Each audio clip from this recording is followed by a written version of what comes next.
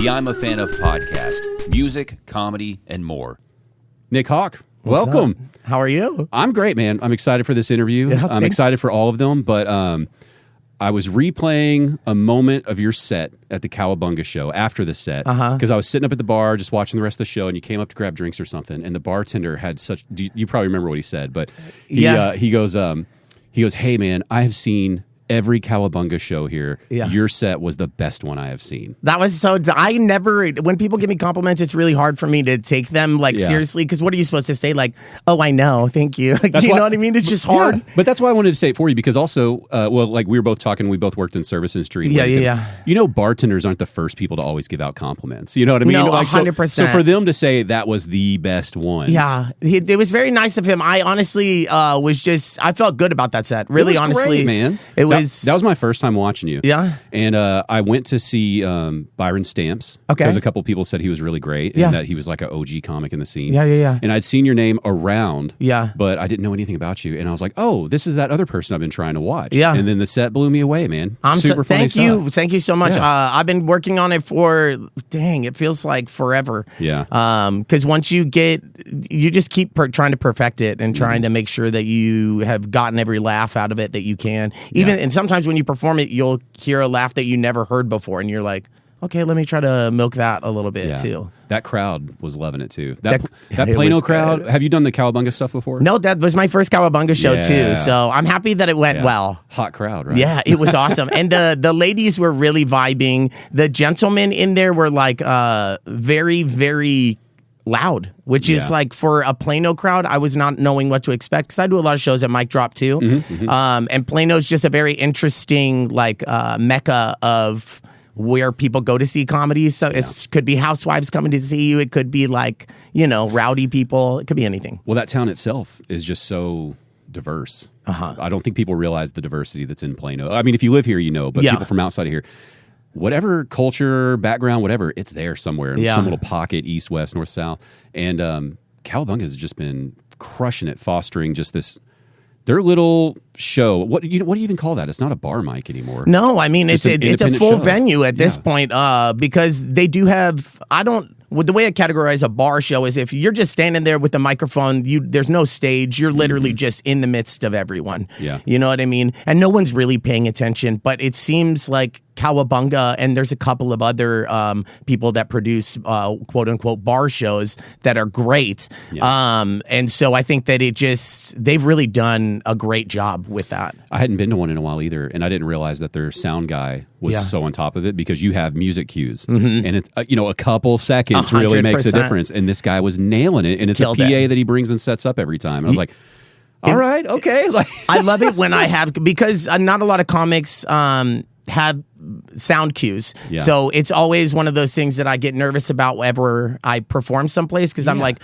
what if this person is really annoyed that I have these sound cues? You know what I mean? They're like, we don't want to do this. Just do comedy, man. What if the real sound guy quit last week and this is just the door guy that they're trying to get to help out? And 100%. He doesn't even hate your stuff. He just makes a mistake. Yeah. And you're just up there tapping your feet like, no, I have a song. It's prepared. It's really good. It's really good. I've had moments, I think the worst time that I've ever had with the song specifically was I was doing that comedy competition for Dallas Comedy Club. Yes. Yeah. And it was this year, and I made it to the semifinals, which is great. I'm just happy to be here. You know what I mean?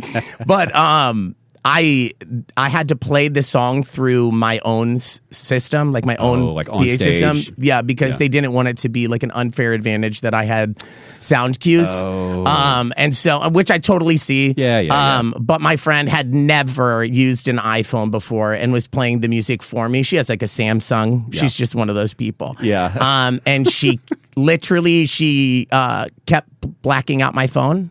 And then she kept screaming passcode, and I was like, I'm never gonna. So we can see why down. you didn't win the competition now. Yeah, it is something that'll haunt me. And I hear my passcode screamed out one more time, I think it's gonna trigger. But you have to know too. I mean, that's going to be such a risk the whole time you're doing this. 100%. Every show. So 100%. Even when you feel like you have your material down, there's always going to be that added. What if when I get to this part of my set, it just doesn't work? But when it works, it really works. You're like, you just need, and it's worth the risk. Yeah. Because if if it happens to me enough times, I'll get good enough at just playing it off that it fucked up. You know what I mean? Well, I mean, and like with your past experience with the voice and everything, I mean, you've got your professional stage experience in now, so you know how to pivot if you need to. I imagine. Yeah.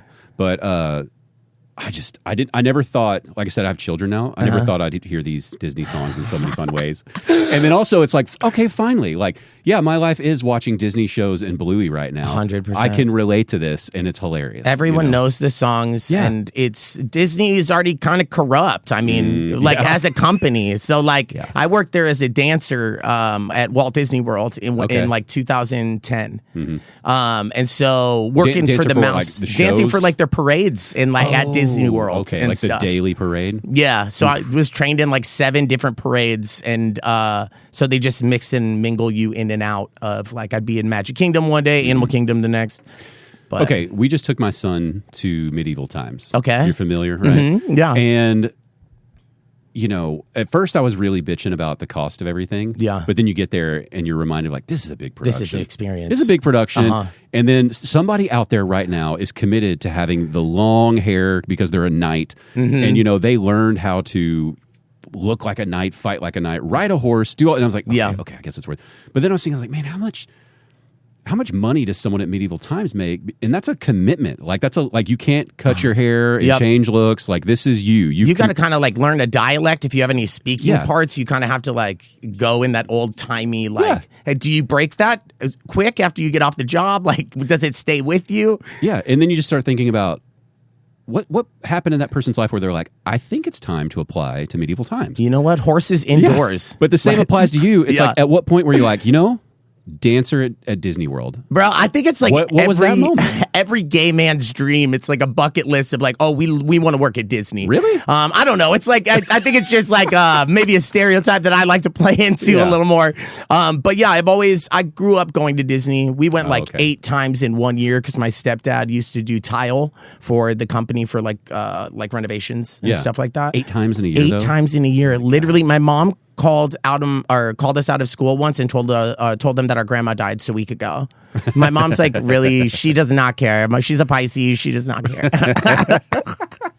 But literally, like, that was a dream? Like, oh, I'm going to work there someday. I think that I just always, I did theater growing up. I went to Richardson High School. Shout out Eagles. Okay. And I did their theater program there. I was in their magnet program.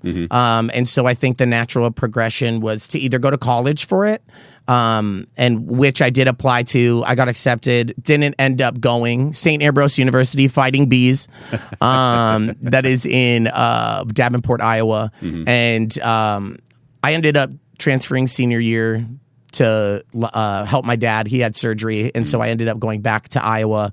But I think that the theater has always been something that I've always done, no matter where I lived in school. Yeah. And so I think that I was just like, what's the next natural progression of what I could do on a bigger scale? I don't want to do like a theme park that's local. I want to go do something that has a big name that would build my resume. I think I was just trying to build my resume at that point. Yeah. What's a day like after you're hired? Like, do you have to go to rehearsal? You have to learn all this stuff. How intense is it? It was it's pretty intense. I didn't take the job too seriously at the time. I was in my early 20s. I was just excited to be there, and I kind of felt like, oh, I'm doing it. I'm really out here. Orlando's kind of a party town too, right? It is a party town, and that was right when Kesha came out. things were different, okay? Things were different, and I was having fun.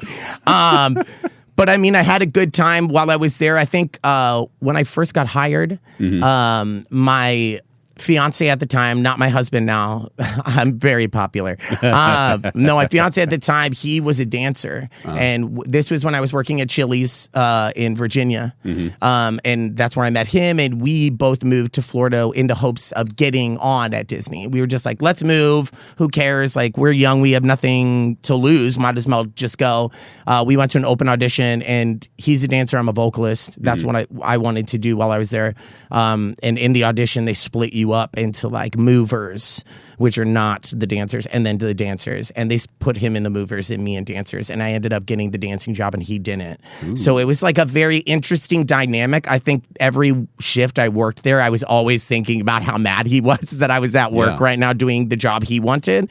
So I don't think I truly took everything in. I was just like, I was kind of not there when I was there. You know what I mean? What's a mover? Like he's just moving equipment around? Mover means like you're somebody who's in like a costume character, like Goofy or Mickey. So not really what he planned on. No. That's brutal. And it was, and it really caused, because I didn't even want the dancing job, to be honest. I was excited to get it, don't get me wrong, because at that point, I just wanted to try to learn as much as I could from every facet of entertainment, just because I felt like it would make me more well-rounded. Yeah. And so, after about a year there, I was like, I think I gotta move back, and we ended up splitting up when we moved back to Virginia. Well, that was the beginning. You didn't know it now, but until now, that was the beginning of the end. 100%. And everyone that was like roommates with us at the time when we lived in Florida, because that's the only way you can afford to live in Orlando, is have multiple roommates in like a 2-bedroom apartment. Yeah. And so they would be like, you shouldn't be with him. Like, what are you doing? And I'm like, he doesn't hate me because I had the job he wants. You know, you're so infatuated at that time. You just don't see it. You're young. And you don't see that you don't care about the job that they really wanted. 100%. You were like, I mean, it's not what I want, but I guess I'll do it. To me, it was like conditioning. Yeah. It was like, I'm going to show up and this is going to help me just get better. And he's like, he doesn't even like this job, you know? Isn't that how it goes, though? The people who... I mean, like you're trying, but you're not putting everything into it. 100%. And so because of that, there's a calm, there's a confidence. 100%. I'm not and you end up doing out. better. Yep. Yeah. And just when you make something just such a monumental, like I gotta get it. It's like you stress, you mess up. Yeah. Yeah. Well, how did you get into performing anyway? Because even your shows on The Voice, right? You can't come in. It's not like in a couple weeks they gave you that confidence. No. You know what I mean? So where did that start out at?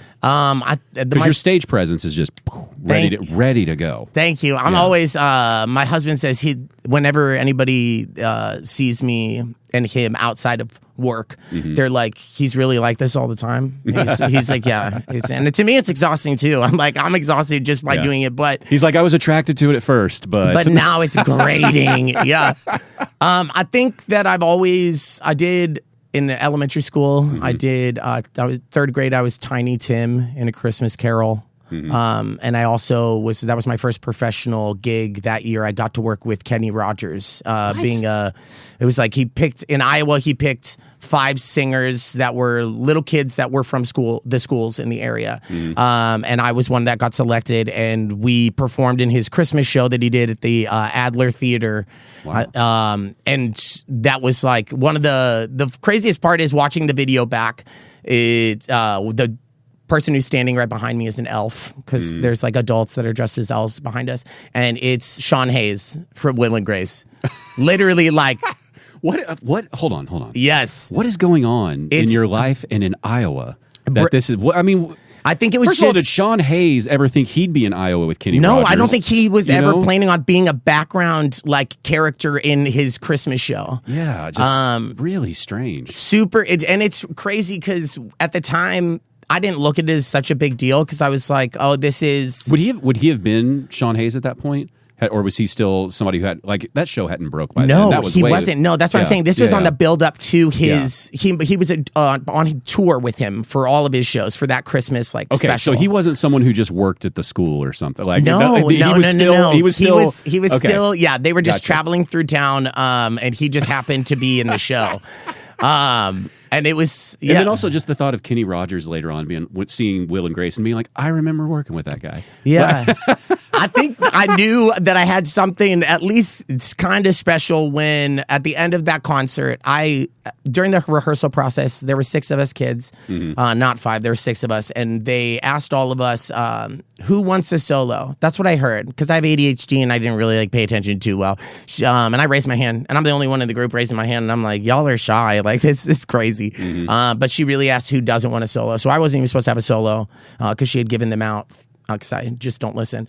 And the day of the actual concert, one of the kids got sick, and so I ended up getting the solo that's at the very end. It's like one line.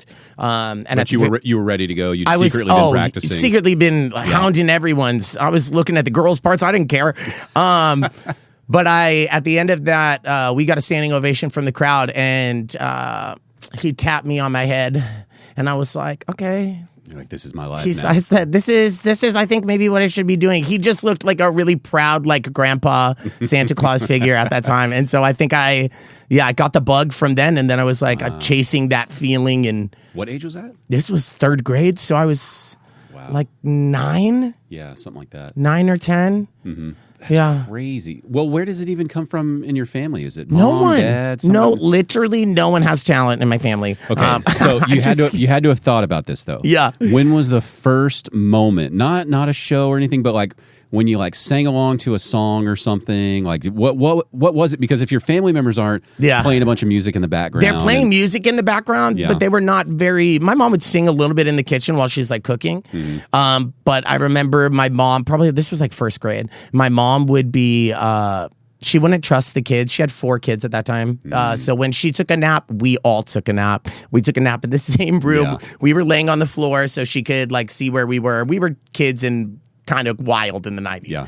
And we were all so close in age that when I remember one time we were taking a nap in her room and everyone was asleep and she plays music to help her go to sleep. And the song Blue by Leanne Rimes came on, the like yodely one. Yeah. And I started singing it in the room just because I'd been in that situation many times, just trying to go to sleep, but I can't because I'm like so hyperactive.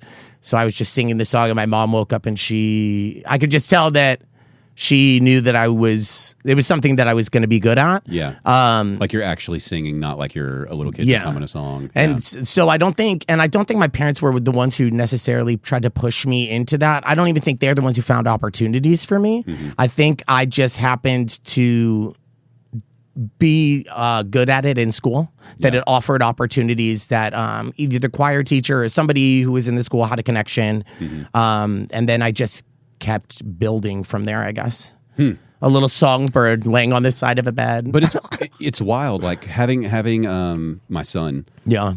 You know, you hear things about how, you know, people's personalities are just kind of ingrained in there, that it's not all necessarily you know, like nurture, like it's not what they learned from you. Like, and watching him was like, yeah, he really does just have this personality. And like, every now and then you're like, well, that's not me or his mom. Yeah. And then you hear a story like that too. It's like, well, he just, I don't know, he just was into, all of a sudden he like you're coming out as like a lead performer in a sense already. 100%. And it wasn't something that someone coached you into. It's like, that's weird. It's just in there in some people. And it's crazy that there's no one, I mean, there's people in my family that like to sing, but I don't think anybody has the confidence as far as, they'd rather sing by themselves in their room and like enjoy it that way. I don't think anybody's as like a show person as me, like in my family. they don't want to get on a stage and, my make mom, an album or when something. I did The Voice, my mom did not even want to be filmed for it. I mean, she did. Even the backstage, she like did do you? it, but you could just tell. We got used to it over the time that we were there because we were sequestered for months before the show actually aired. Oh, that's right, yeah. And so I'd gotten used to it because it's in my face every day. Mm-hmm. And so it didn't really bother me, but my mom couldn't be there until the day of my actual blind audition. And so she kind of got bombarded with it all at once. Yeah, that's a lot to take in. And then, so she's just not that kind of person that wants or needs to be seen. Yeah. She's perfectly fine, like living her own life by herself. And meanwhile, they're like, no, we need reactions. They said, story. Tell us about, blah, blah, blah. Yeah. And that's the thing too, is like, I'd auditioned for American Idol like 5 times before this. Yeah. Just at an open cattle call, just because I was like, stepdad, you're taking me to this. I'm going to go. I'm going to try it. I believe in myself, blah, blah, blah. And so I did that like 5 times, never made it past the first audition. Then did The Voice. The year before I made it, I auditioned with the exact same song, and they were like, no, we don't want it. So it was really like perfect place, perfect timing, and just persistence. Yeah. Keeping going and like. Well, how much did you learn from the first run to the second one? Did you come out of the first one thinking like, okay, because the first one would not have been televised, right? No. The first run of The Voice? Yeah. Yeah. I think from that one... That's more of a, like, you do it before you get the live audition, right? Yeah, So when you leave that, were you thinking, okay, here's where I screwed up, or here's what I need to work on? Was there a revelation, or was you like, just not the right time? No, I mean, I think I've heard no so many times at that point, but from American Idol that I was like, I don't care what you guys say. I'm gonna keep showing up. So like, you better just take me now. Yeah. But at that moment, I think because I came back the next year and sang the exact same song. And they were like, yes, we want you. So I don't think it was anything I could have done differently in that moment. I think that maybe I came across too like musical theater the first time. Yeah, I can see that, yeah. And then when I sang like a soulful song the second time around, they were like, oh, you're more marketable for like pop music,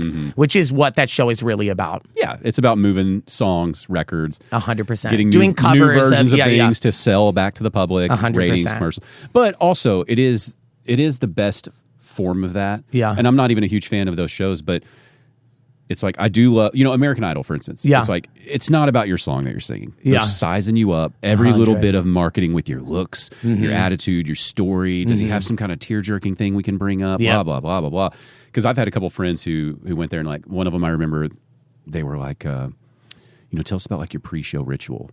And he was too cool to realize that this was the game. Yeah. That like this, you're in Hollywood now. Let's sell it. Yeah. And he was like, I just usually like burn a cigarette before I go up on stage and just relax. And it's like, yeah, you're never gonna make it with that story. No, yeah. Do you know what you're applying for? Yeah, 100%. And, I'm not saying you should have to have that, but if you're going for that job, what do you think they want, right? Yep. Whereas at least The Voice, yeah, they do that, but at least the blind audition is, they're listening to you. Yeah. They have to make a decision right That's there. it, yeah. They don't know what you look like. They've got all, and they're really having to take a gamble of like, do I just like what I'm hearing? Yeah. And, you really want it to be about that. And then afterwards, it's like, okay, let's get on all the let's other get to stuff. know him. Yeah.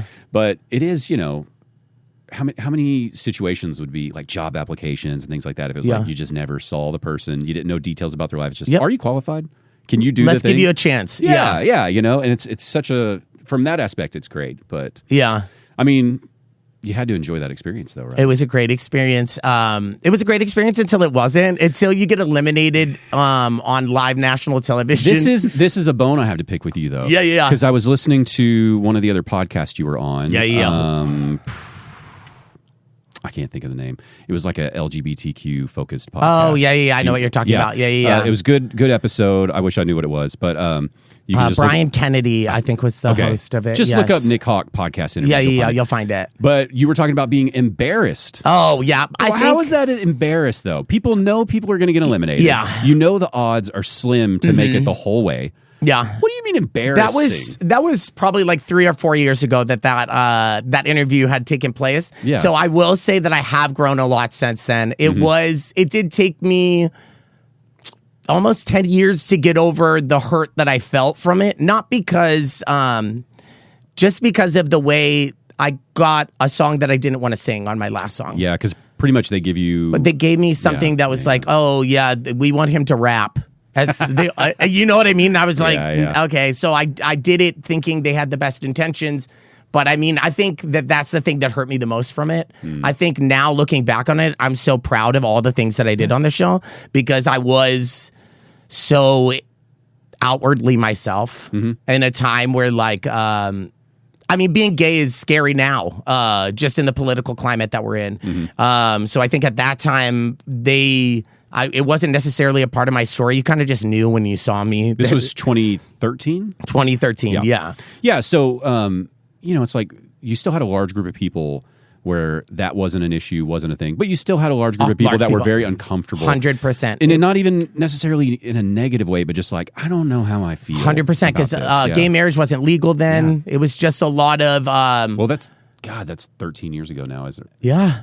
12. Right? 12 years. 12 years. Oh my gosh, wow. Isn't that crazy?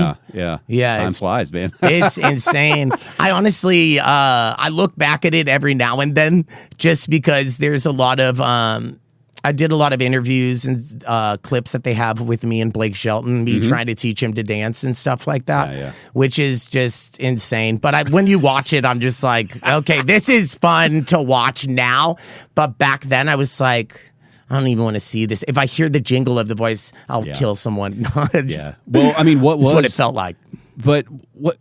Did you really, truly feel embarrassed? Were you just thinking like, oh my God, yeah, they didn't see the best of me because it wasn't the song I wanted? Or is that really? I think that it was just, I was embarrassed that I really thought I could have won. But you could have won. And 100%, and I could have, 100%. If you got selected, you definitely could have won. Yeah. But that's just a good again, that's just like a good metaphor for life of like, sometimes it's just not. It your isn't in day the cards, or 100%. But it was nothing you did. It wasn't. I mean, yes, I did what I could do to the best of my ability, and sometimes that isn't enough. But that was the hardest pill to swallow, I think. Yeah. At like when you really think, oh, my career's taking off. This is really going to be what sparks everything. You don't have like an NDA or anything, do you? No. Okay. Not after this long. Okay, no. Yeah. So at this point though, like, I mean, every now and then it's got to cross into your mind where you're like, maybe I was the best, and some producer just wanted this person to win.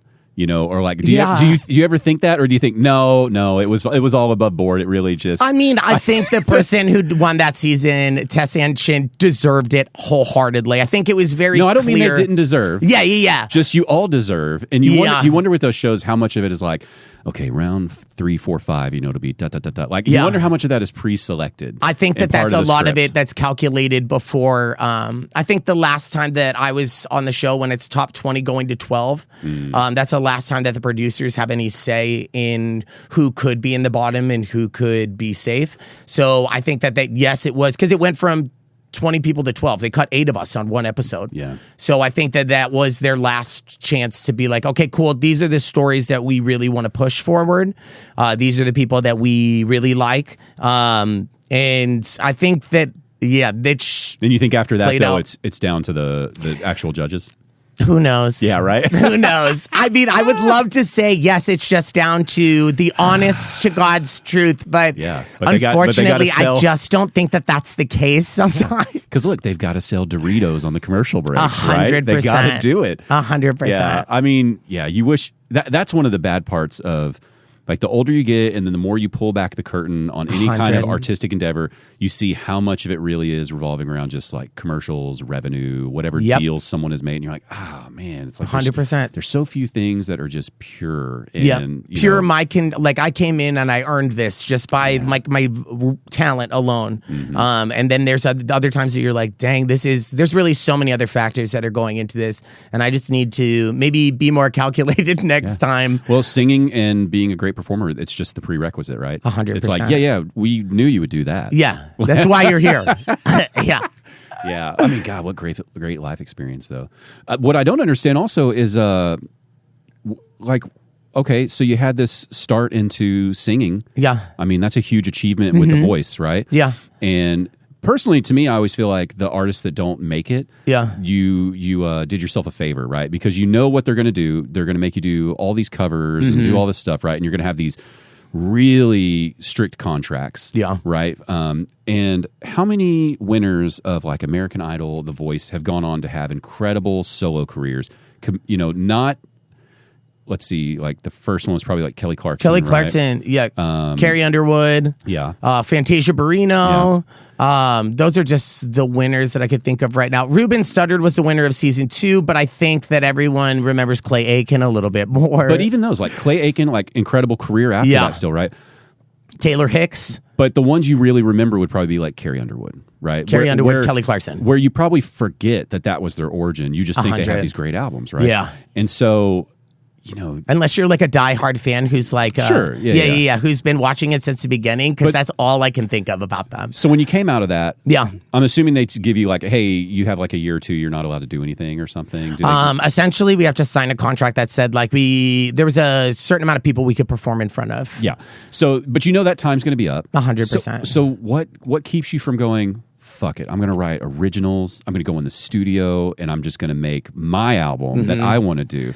That would seem like a natural progression. That was what happened, but I didn't release the music. Why not? I think it was more of me being, at the time, I moved to LA right after, and I got into the party scene because I was going from all these people trying to help me and like having a good team behind me, then to immediately moving to Los Angeles because I thought it was like the right thing to do, and really not having a plan, and kind of just indulging in things that were not good for me at the time and made me not pay attention to the opportunities that were around me. Yeah. I think I just was a little bit more clouded. I was more. Well, how old were you again? I was 26. Yeah, and you got if you're in LA, 26 with that, you've got all sorts of like snakes knocking on your door. 100%. And that's a lot of what I just felt after being there for a year. I had a manager who was a part of the executive producer on The Voice, picked me up afterwards and said, like, I want to represent you.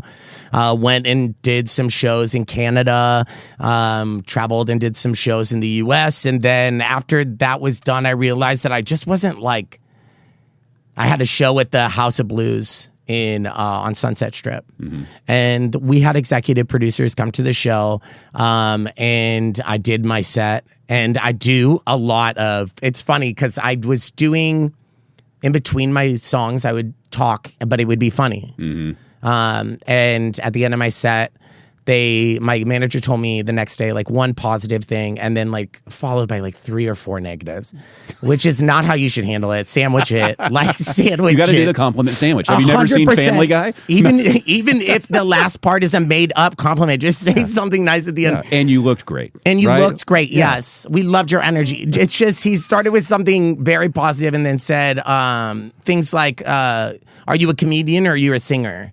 That was one of the critiques that they gave me. And then after I was done, and what a weird little passive aggressive. 100%. You picture him just like smoking a cigarette.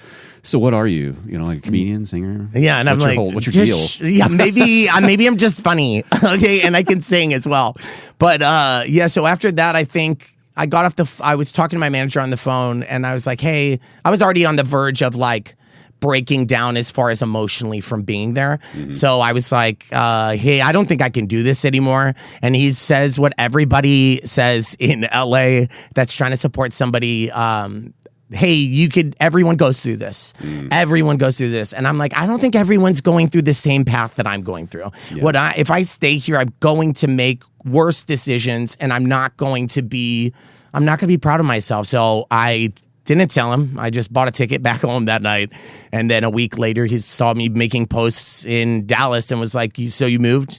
And I was like, yeah. I was like, I told you I couldn't do it. And I just felt like I needed to be better supported by people that truly had my best interests at heart. Well, yeah, because you're too naive in your 20s to see it. But now I'm sure you see where it's like, yeah, the reason they're feeding you that line of like, they all go through it. They want money. They all go through it, sweetie. They want to make the 10%. Money too. 100%. 100%. Okay, I'm trying to get a Porsche this year. And you're like, dang, I know, same, me too, but I don't want to live in my Porsche. You know what I mean? Like, yeah, I mean, it's a gross area. It's crazy. You know? And I mean, I love visiting. And you're wide-eyed, like... I'm like a little Bambi, little just out here, taking the catnip and just enjoying myself a little too much. And then once it got out of control and I was just like, once I was away from LA for enough time, I was like, oh, well, I kind of just transitioned into comedy more as a way to like deal with the depression of me coming back. And trying to make light of it because I would just be complaining to my fiance at the time. Yeah. I just keep complaining to him and he'd be like, this is funny. Why don't you just go and do this open mic? And I'd sign up for like open mics for a year, never showed up at the Dallas Comedy House. Sorry. Yeah, rest in peace. For real. Like Cheyenne and Katie Evans posted a screenshot of the first list that they had met each other at. Yeah. And it was like 13 years ago or something like that. Maybe not 13 years ago, like 10 or something. Yeah. And my name's on that list. And I was like, I never went to that. I did not show up. I did not show up to that. Because so you were burning bridges before your first... I guess. I think that I was just, I was unsure I'd be good at it. I was unsure if I wanted to take the leap. But now as I've gotten older, I'm like, it's literally all about taking leaps. Well, and don't you... That's got to seem so crazy now with the story you just gave me about how like I felt like I was a natural performer. I'm working with Kenny Rogers, and I'm like, when I raised my hand, I was the one who wanted to do it, and like to be this fearless person, national 100. TV, all. I mean, because when you watch your clips on The Voice and you're coming out, you know. Even people that are really good, it's like they come out and you can tell they're still getting like their stage legs, right? They don't know it's like this big and you can go to these corners. Yeah. They're still just kind of in the middle and meek. Yours was not that way. Yeah. You know, you're coming out and you're like, no, I've been on stage before. I'm ready to go. Let's eat. And so to hear you now getting into a zone of, I was timid. It was. That's crazy. It is. I think it's just like anybody as they go through their life. There's ebbs and flows. There's times when you feel like you couldn't do anything, and then there's times where you're like, yeah, I'm invincible. So I think that I've just gone through a season that I've recently gotten out of over the last like 2 or 3 years when I've started to really just, who cares, about the negative things. Because if I keep on focusing about those things, then what in life is going to be perceived to me as positive? I'm always just going to be nitpicky and glass half empty, and I just didn't want to be that person. So. This is what you were supposed to have learned at Disney World. I didn't even want to be a dancer. Yeah. You know what I mean? It's like, I don't even want to do comedy. Like that's how you should feel. Fuck it. What do I care about these people at this open mic? I don't need to worry about impressing them. Yeah. Because you kind of have to have. I think that's why I've carried that confidence over in comedy, is because at the end of the day, when I'm walking on the stage, I truly most of the time don't give a shit what anybody is going to think, because my energy inside me just feels so radiant that I'm like, I'm going to really go out here and just like be that bundle of energy on stage. It's so hard. I don't perform comedy. Yeah. Right. We were talking about pulling back curtains. And it's like, I don't want to do an open mic. I don't want to pull back that last little bit of the curtain where I play music, and I've been on stages and I've toured and stuff, but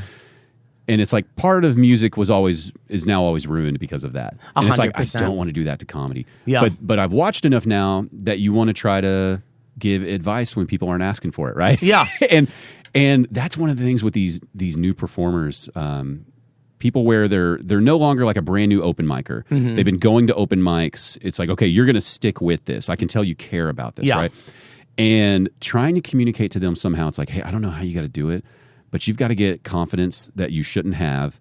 And you got to get rid of that like desperation, like, please love me. Yeah. And it's so hard to communicate that in a way where you don't sound like an asshole. Yeah. But it's true. It's like, man, it's like when you really are going after that person you want to date or something, it's like you just have this stink on you where they're like, ugh, gross. But for some reason, when you're a little bit of a dick and you don't care, people are like, what's he got over there? Yeah. What's he doing? Who's this Nick guy? Yeah. But everything in your life tells you not to act that way, because that person, on paper, you're like, what a jackass. Yeah. But it works. It's 100%. Like, you need someone, like, if I'm in a crowd and you're taking the stage and your insecurity isn't part of your act. Yep. You got to find a way to abandon that 100%. And fake it till you make it. 100%. Because now I've watched so many, you look around and it's like, damn, they lost them. Yep. Haven't even said a word. It's just the way they're shuffling their feet up there. Yeah. Just, it's done. It's done already. You just gotta go up there sometimes and just fake it. Like, fake the funk of you thinking like, oh, I am the greatest. Because it's only gonna service you in that moment. If you go on stage and you're thinking like, oh, I'm gonna do good at this, and you're not overthinking the scenario, you're going to go up there and truly just be able to be yourself. You'll be able to volley better if somebody says something in the audience. It's just like your inner saboteur yelling in your mind and you thinking about that. We can all see that on stage. Everyone can see it. You know who, I don't know if it's purposeful or if he just feels this way, but speaking of Cowabunga, it's like Vinny Corrales. Yeah. I've watched him so many times, and I feel like I know him. We're not like best buds, but I know him on a personal level. Yeah. And when he's on stage, I still think like, what do I not know about this guy? What's he not giving me up here? Like, he's got some kind of confidence, like he knows something I don't. Yeah. And he just has this bravado that he carries with him. Yeah. Where people are all of a sudden like, okay, they're like leaning in. They're like, what's this guy going to talk about? And it doesn't seem... It seems arrogant at times, but it works really well for him. Yeah. But it doesn't seem like an asshole. Yeah. And it's hard to describe, because if you were talking to that person just at the bar, you'd be like, what a prick. But on stage, it works so well. Yeah. It's like... It's part of our craft. I think that it's... everyone has to have a little bit of... bitchiness or cuntiness, and I live with that because I think that there's just so much that you see in comedy that comes from like the audience perspective. There's things that happen, people that get unruly. I feel like as a comedian, it should be a part of our DNA to be able to combat that we have to be a little bitchy in that moment. Because it's like, they won't know unless you put them in their place. Or if you make a joke about them. So then they'll be like, okay, I'm actually not going to talk anymore because... Yeah, well, and I think my favorite version of comedy... Well, I'll say this, my least favorite version is it's not even hacky because it's like the overly positive comic. Oh yeah, yeah. Do you know what I mean? Where you're not doing like hack material, you're just very bubbly, and it's not. Yeah. There's no like edge to it at all. Yeah. I don't know. It's like I don't need you to be People telling me your favorite masturbation joke. All but just I need to. Part of the reason you went into comedy is you have a perspective that deviates from the normal world about something, and that's going to be funny. Right? No one wants to laugh at somebody who's doing good in life. You know what I mean? They want to laugh at somebody who has, like, you have to have some sort of flaw. Being overly bubbly, it doesn't give you, it almost masks and makes it seem like you're hiding something. You don't want us to see who the real you is. Yeah. So I think it's vital to be able to show those, the uglier parts, because we all have it. Yeah. Yeah. I don't even know how to put my thumb on it. Because when you were saying success, right, that's what I think first too, right? It's like you kind of always want these people who are like, some form of down and out, whether it's a personal, but then you think of people like Nick Kroll, and I learned he had a very privileged upbringing, like he had a wealthy family and all these types of things, and that he would try to hide those facts because he was worried that the comedy community would not embrace him over that. So you're like, well, that dude's really funny though too. But I guess he also has that confidence where he found a way to push that aside where you never felt it. So yeah, maybe you're right. Maybe you're right. I don't know. I'm always kind of processing. Now I've gotten to the point where I feel like. I still love comedy, but I feel like I can see where the punch is coming a lot. 100. You know? I'm like, oh, here he goes. This is going to be great. Right? And I'm still enjoying it. But now I've gotten really, really obsessed with what is it that's going to make this crowd love or hate this person. Yeah. It's like, you know, the premise is funny. You can see the punch coming. You're like, that's going to be pretty good. And then you're like, wow, weird. They didn't hop on with that, even though that's pretty good. Or they loved that, you know? 100%. Yeah. You're like, and so I'm getting to see that, and I enjoy it. But now I find myself just overanalyzing, just stage presence and all those things. It's like just a phase I'm in. I'm going to get out of it. You've been doing it for such a long time, watching people and just being a fan of people, that I think that, when we're fans of people, we do tend to critique what is happening in front of us. And I think that, it's just going to get worse and worse the more you do it. Yeah, it's fine. It's just going to keep Well, and I critiquing. started recording and producing specials. So I'm pulling that curtain back a little further. And so you do look at it from those aspects now of like, how are you going to set this room up? Those types of things, which I enjoy. I like that because I feel, you've been a part of large productions in very different capacities now. So you know how just a little bit of care for lighting and things like that make all the difference. 100%. Right? All the difference. Shifts it. Yeah, and I think that's one of the things DFW. I don't even think that they struggle with it. I just think they don't think about it. Yeah. A lot of the venues, and you don't have to say venues. I don't want to step on your toes here. But a lot of venues, it's like we got these stage lights off Amazon that are pretty good, and it works great for the live show. But I don't think they're noticing how much you need things to look good for people's clips when they're filming it with their cell phone and things like that. That you're now part of this ecosystem. Yep. And people are judging your stage based off of their clips. And if your cheaper lights kind of blow out cell phone footage, your club starts looking really shitty, even though it's not shitty. Yep. And I just, it's such an afterthought because when you built the club, 15 years ago or whatever, that wasn't a thing you had to think about. 100%. And now people are saying like, oh, you should reinvest like, $10,000 in your lighting setup. It truly is. No, because I'm not going to do that. You're like, but it would help. It would help so much. Yeah, because honestly, we're all working comedians. Everyone who is a comedian in this area mostly has a lot of social media. So we tend to.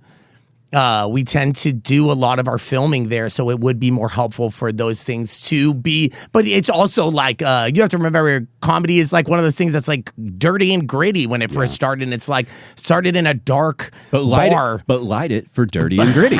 You can do that. Yeah. You can 100%. do dirty, gritty lighting. 100%. It's just it's. And again, like I don't run a club, so I'm over here like what you should do. Yeah, but it would. I mean, without saying it, you can think of the clubs where it's like, when are you going to do some renovation? Yeah. I think DCC is the only one who's made a big, like, we're going to change our entire main room and rebuild it. Do you remember? 100%, You remember what the old wide stage was yes. like? Yeah.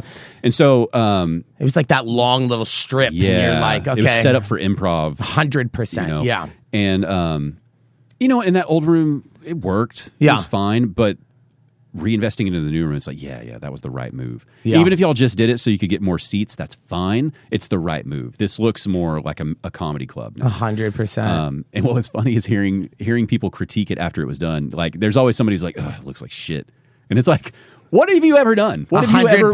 What have you ever renovated? You haven't even built anything from IKEA. Like, you don't even know how much the permits probably cost. 100%. Like, this was probably such a hassle. Hoops to jump through. Yeah, and then the downtime of it all, just for you to come in and like, I don't know. Actually, I don't like that red crushed velvet. You're like, shut up, get out. Yeah, I don't know. And so I'm excited to see if they're ever going to redo the small room.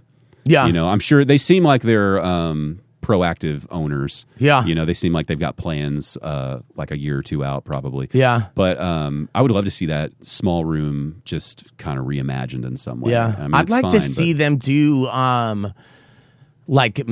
put more money into their back area where that little stage is where like they rehearse. kind of like that outdoorish area. Yeah, that's like over like where they do the karaoke and stuff. 100% because they have a little stage already built up there. Mm-hmm. I think that'd be a cool place. It would just give them opportunity to have like an open mic there, and then maybe the shows in the other two places. Yeah. Do you know what I mean? To give them yeah. more opportunities to make more money. I think if they could utilize that stage instead of it being for an open mic on the main stage, you could just move it back there and there's plenty of room. You know what I mean? That's one of the weird things about that space is they have so much going on and it still feels like there's empty space. 100%. There's rooms in there that I'm like, okay, where does this room go to? Oh, that's just a rehearsal room. Okay, what's this little room? Like storage. You go to the bathroom and there's that back area with couches and you're like, are we allowed to hang? That's what I'm talking about. Are we allowed to hang out there? That area right there is where I think that they should do all that. Yeah, that could be your... But also, it's like, you know, they're putting the money into the things that they need to be putting the money into. I think that they do a great job as far as getting, they really do a good job getting traveling comedians as far as like good named traveling comedians. Well, and I think they're filling a gap with headliners from out of town where, you know, Improv, Hyenas, these bigger, longer established clubs, they have their list of comics who've been performing through there for 10 years, and that's where they headline, right? But there's this whole new crop of headliners where maybe they've done like a Don't Tell comedy or something, and they're a headliner who's got the material, but they're not a household name. They're still trying to build that fan base. So DCC seems like a perfect. It's like, hey, this isn't a 400, 500 seat room. But you're still going to have to work to sell these tickets in this market. 100%. And so you can come in on a Thursday, Friday, do 2 to 4 shows, whatever you need to do, and kind of test this area. And then as a fan, it's like, oh wow, they got this person here. I didn't know they were even traveling. That's great. And so they're bringing in this stuff where, like. They're bringing a lot of TikTok comedians in. I haven't seen that on there. Like Heather Shaw. Yeah. Heather Shaw, who I opened for numerous times. She's so great, hilarious. But I've seen that happen where she gets booked at like just virtually every club in the area. She doesn't have one that she's set to. And it's given her the opportunity to build her hour. She's been working on it for the last year, and she really just crushing it. She really did pop off from TikTok, but at the same time, she was working as a comic. 100%. She's been working as a comic for years. She's one of the few TikTok kind of popular people where it's like, she was a comic who was trying to be a better comic, and someone was like, well, you got to do this social media stuff, and then it just started working for her. And because she has a face of Jim Carrey. Jim Carrey, and it's like everyone can connect with that. Her voice, she can make it sound like him too, so it's just very interesting. God, I need to watch her live. I'm so good. Because I see her clips, but in person, she's coming in May to Dallas Hyenas and Fort Worth Hyenas. Okay, I live like a mile from Dallas Hyenas. I should. Go to that show. I'll be on the show with her too. Oh, are you? Yep. Okay, well now I got 2 reasons to go. Yeah, because I was telling my wife, I was like, okay, next show he's got, we're gonna both go watch it. Let's go. So that would be the one right there. I have more Disney parody songs too that have not been heard yet. So I think that was something that was the funnest thing about merging music with comedy. I never wanted to do that when I first started stand up, because I was like, I don't want people to know that I was on The Voice and be able to make fun of that. Sure.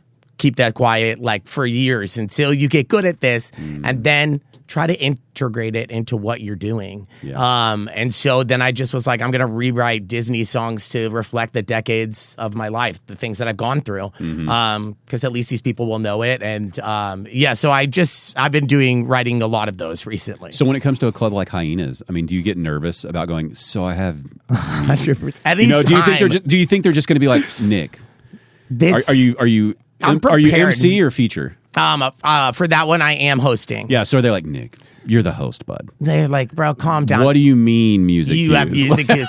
Yeah, I think. Or do they go, it sounds fun?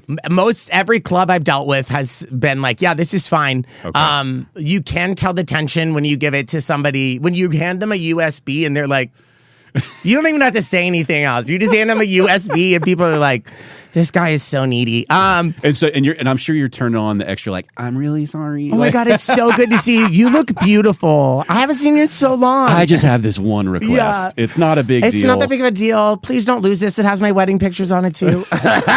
Literally, that's like the bullet points. You got to be extra nice, because if you ever get like too big for your britches and like you talk down to someone before the show, they'll just toss the USB. Oh my God, you have no idea. You know, like you got to really, like, you almost have to come in with like cupcakes and be like, I'm so happy. Literally, no, I'm not kidding. Every comedy club, and it's so funny you say that. Every comedy club I work for, there's one or the two nights I either bring flowers the first night for everyone that's in the show, and then the next night on closing night for the shows I bring baked cookies that me and my husband make together. There you go. And it's I think when you start a weekend of shows like that, it puts everyone in such a good. Now, don't go steal my idea, everyone. But I think it puts everyone in such a good mood, because they're already like. I present it as, I'm giving you your flower. I want to be the first one to give you your flowers this weekend from your performances before these shows even start. So that way they're like, you know what? That's because it's normally women that I end up opening for. Okay. If it's a man, I give them a candle, because men are stanky. And I get them one for their hotel room, so it just helps bring a little bit more ambiance. And a little, like, it'll help the room. The people will help, like, really appreciate it. And what a fun little icebreaker, too, because I'm sure at first they're like, yeah, fucking candle. Yeah. But then, like, the next day or two, they're like, so I lit the candle. It was a nice scent. It was really good. good. Like, they probably called somebody, like, he fucking gave me a candle. Yep, 100%. And then they're like, well, that's a nice gesture. And you're like, okay, so it's not weird, right? Yeah. I don't want them to take it home. Leave it in the hotel. We don't care. He's not hitting on me. No, 100%. That's why I was like, I didn't want to get flowers for boys. So boys are like, I think Nick wants to fuck me right now. Yeah, he got me a bouquet of flowers. I think he's trying to make me bottom. That's crazy.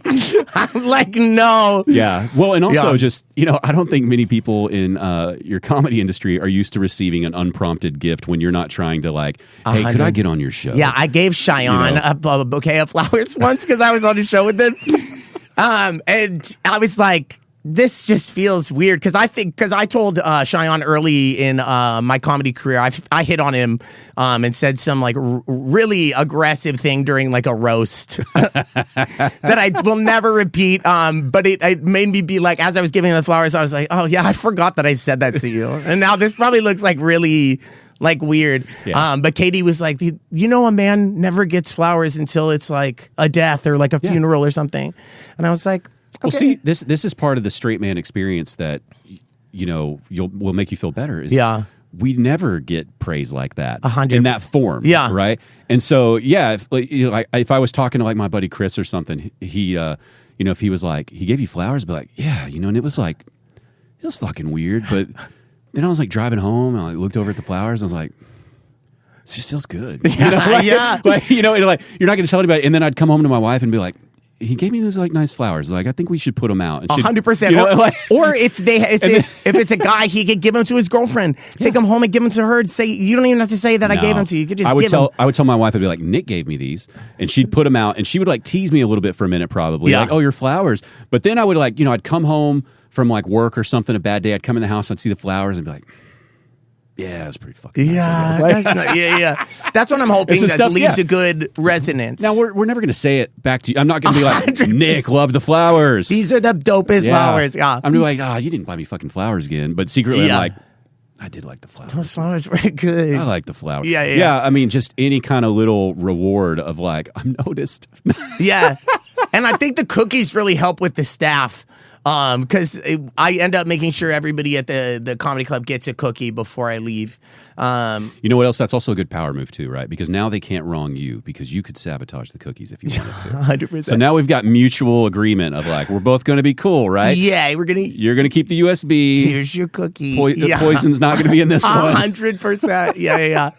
Please take this and play my music. Yeah. But wouldn't the comedy world be better with some more just unprompted niceness? Yeah. You know? I mean, yeah, you got a little bit of motive there, but it's more of like, I'm just trying to make sure we're all starting off on the right foot. 100%. That would be so nice. Yeah.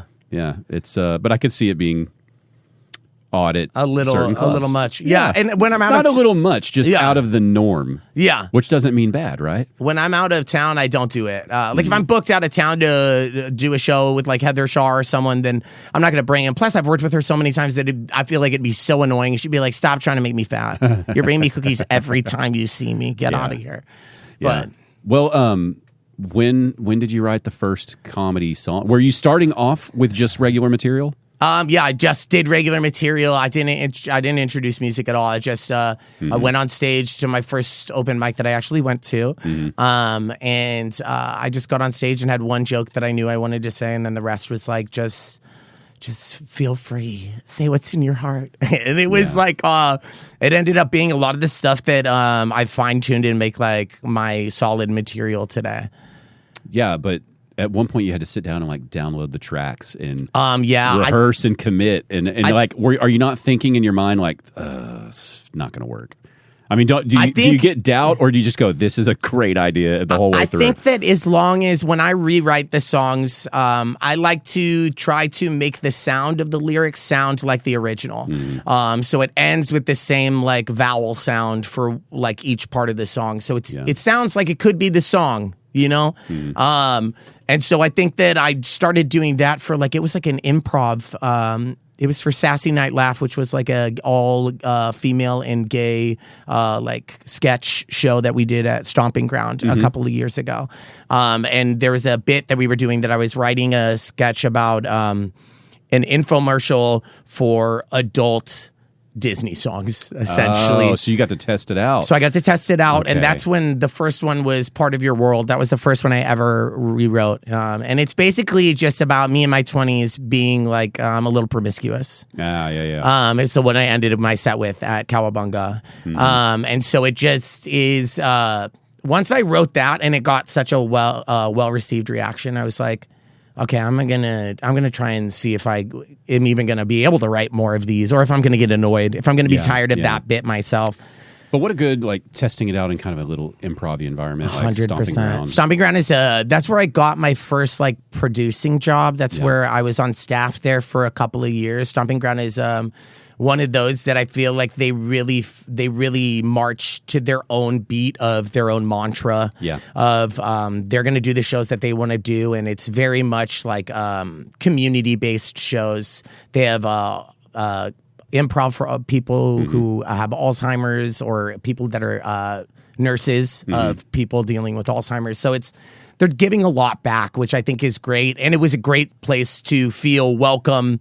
They're very open to LGBT. Yeah. And so I think that was just a natural progression. And Lindsay's so great. So I'm excited. Lindsay's coming on in a few weeks, I think. She's so hilarious. So I'm excited to talk to her. She's got such good energy. She's like my little she shared this meme the other day, which is so her. She said, I grew up and these were my influences, and one of them was the movie The Craft, which is so like I think it's such a tender movie at that time in the 90s of like the witchcraft and the vampire like vibes were coming up. It's one of my personal favorites. I love it. It's again, we were talking earlier about off mic about how like I loved waiting tables, but I didn't realize it until I quit waiting tables, you know? And all of the 90s stuff. Now I'm like, God, we had it so good. We had so much interesting stuff, and studios were willing to take gambles on so many, movies, songs, everything. It's like we had so many great things, and now it feels, I mean, it's all out there still, but it feels like everything's safer now. Yeah. You know, a movie like The Craft probably would not be made now just because you'd pitch that and they'd go, what? What are you talking about? Yeah, they tried to reboot the Buffy Vampire series and they canceled it on Hulu. But another movie, because I grew up, my comedy sense, I think, came from movies that were like mockumentaries. Yeah. I love Best in Show, A Mighty Wind. I love that entire like cast of people that did all those movies. But I also love Drop Dead Gorgeous. Drop Dead Gorgeous is probably like my beacon of how I knew like, oh, this is, you can make people laugh and it's just like nonstop, one hitter after another. And it's like, it just made me excited to be in entertainment because I was a little theater kid at the time. And I was like, I'm going to eventually be doing stuff like that. I'm going to be like making people laugh like that. That's what I want.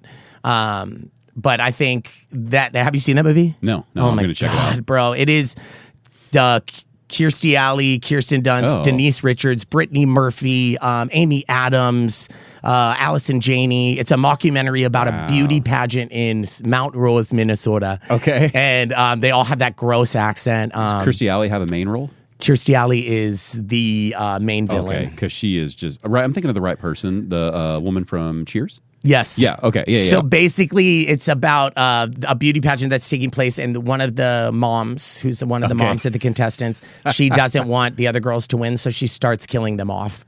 And it's really it's good. sounding familiar now, but yeah, I'll have to check it out. Super funny. Yeah. I think anybody who hasn't seen it, it's just a nonstop laugh right from like the beginning to end. The writing in it is just insane. And at that time, for those females to be in that movie, all like coming up together, it was so good. Yeah, and those are like Kirstie Alley. She's like one of those where like she's gone through her phases of being like a sex symbol, but she was also like an every woman. Yeah. You know what I mean? And Look Who's Talking. Yes. Yeah. And I think that's a lot of what's missing from casting right now for movies, TV shows, is like you need to have people who feel more average. Yeah. Like I could bump into these people on the street and make it more believable. You know, because she's attractive, but it also feels like, this could be just a person I work with. She could be a cashier at the local. Yeah, exactly. You know, and like maybe some of the last big megastars like that were maybe like, Jennifer Aniston or something, where it's like, you seem like a superstar because you're rich and you have access to this styling and stuff, but like you are a pretty normal looking person. 100%. And your features aren't anything exaggerated or just totally wild and unique. Yeah. You know, we could go find 20 women that look like you. Yeah. She aged so well. It's insane. I mean, I'm sure there's some prosthetic or like medical procedures that have gone on to make if she's getting to on, upkeep. She's got the doctor, you know. She's so gorgeous. Because it doesn't look like she has just work like done. Jennifer Lopez. Like, why? It should be illegal to be that beautiful at that age. You know what I mean? And Jennifer Lopez has gone through like 4 divorces or something, right? So you would think the stress of that alone would be aging you. Yeah. But I guess you got all that money. Yeah. And I feel like if you're not white, you just age a little bit better. Yeah. She is, I know she's talented. Yeah. But I've just like, I don't care. You know what I mean? God. Yeah, I totally know what you mean. Like she was in a movie that the movie was very funny. It was called What to Expect When You're Expecting. Yeah. Or is that the right one? Yeah. With Anna Kendrick and all. Anyway, there's like 4 women who are pregnant, pregnant together. Yeah. And Cameron Diaz is in it. And then what is the blonde woman who works in all the Seth Rogen movies?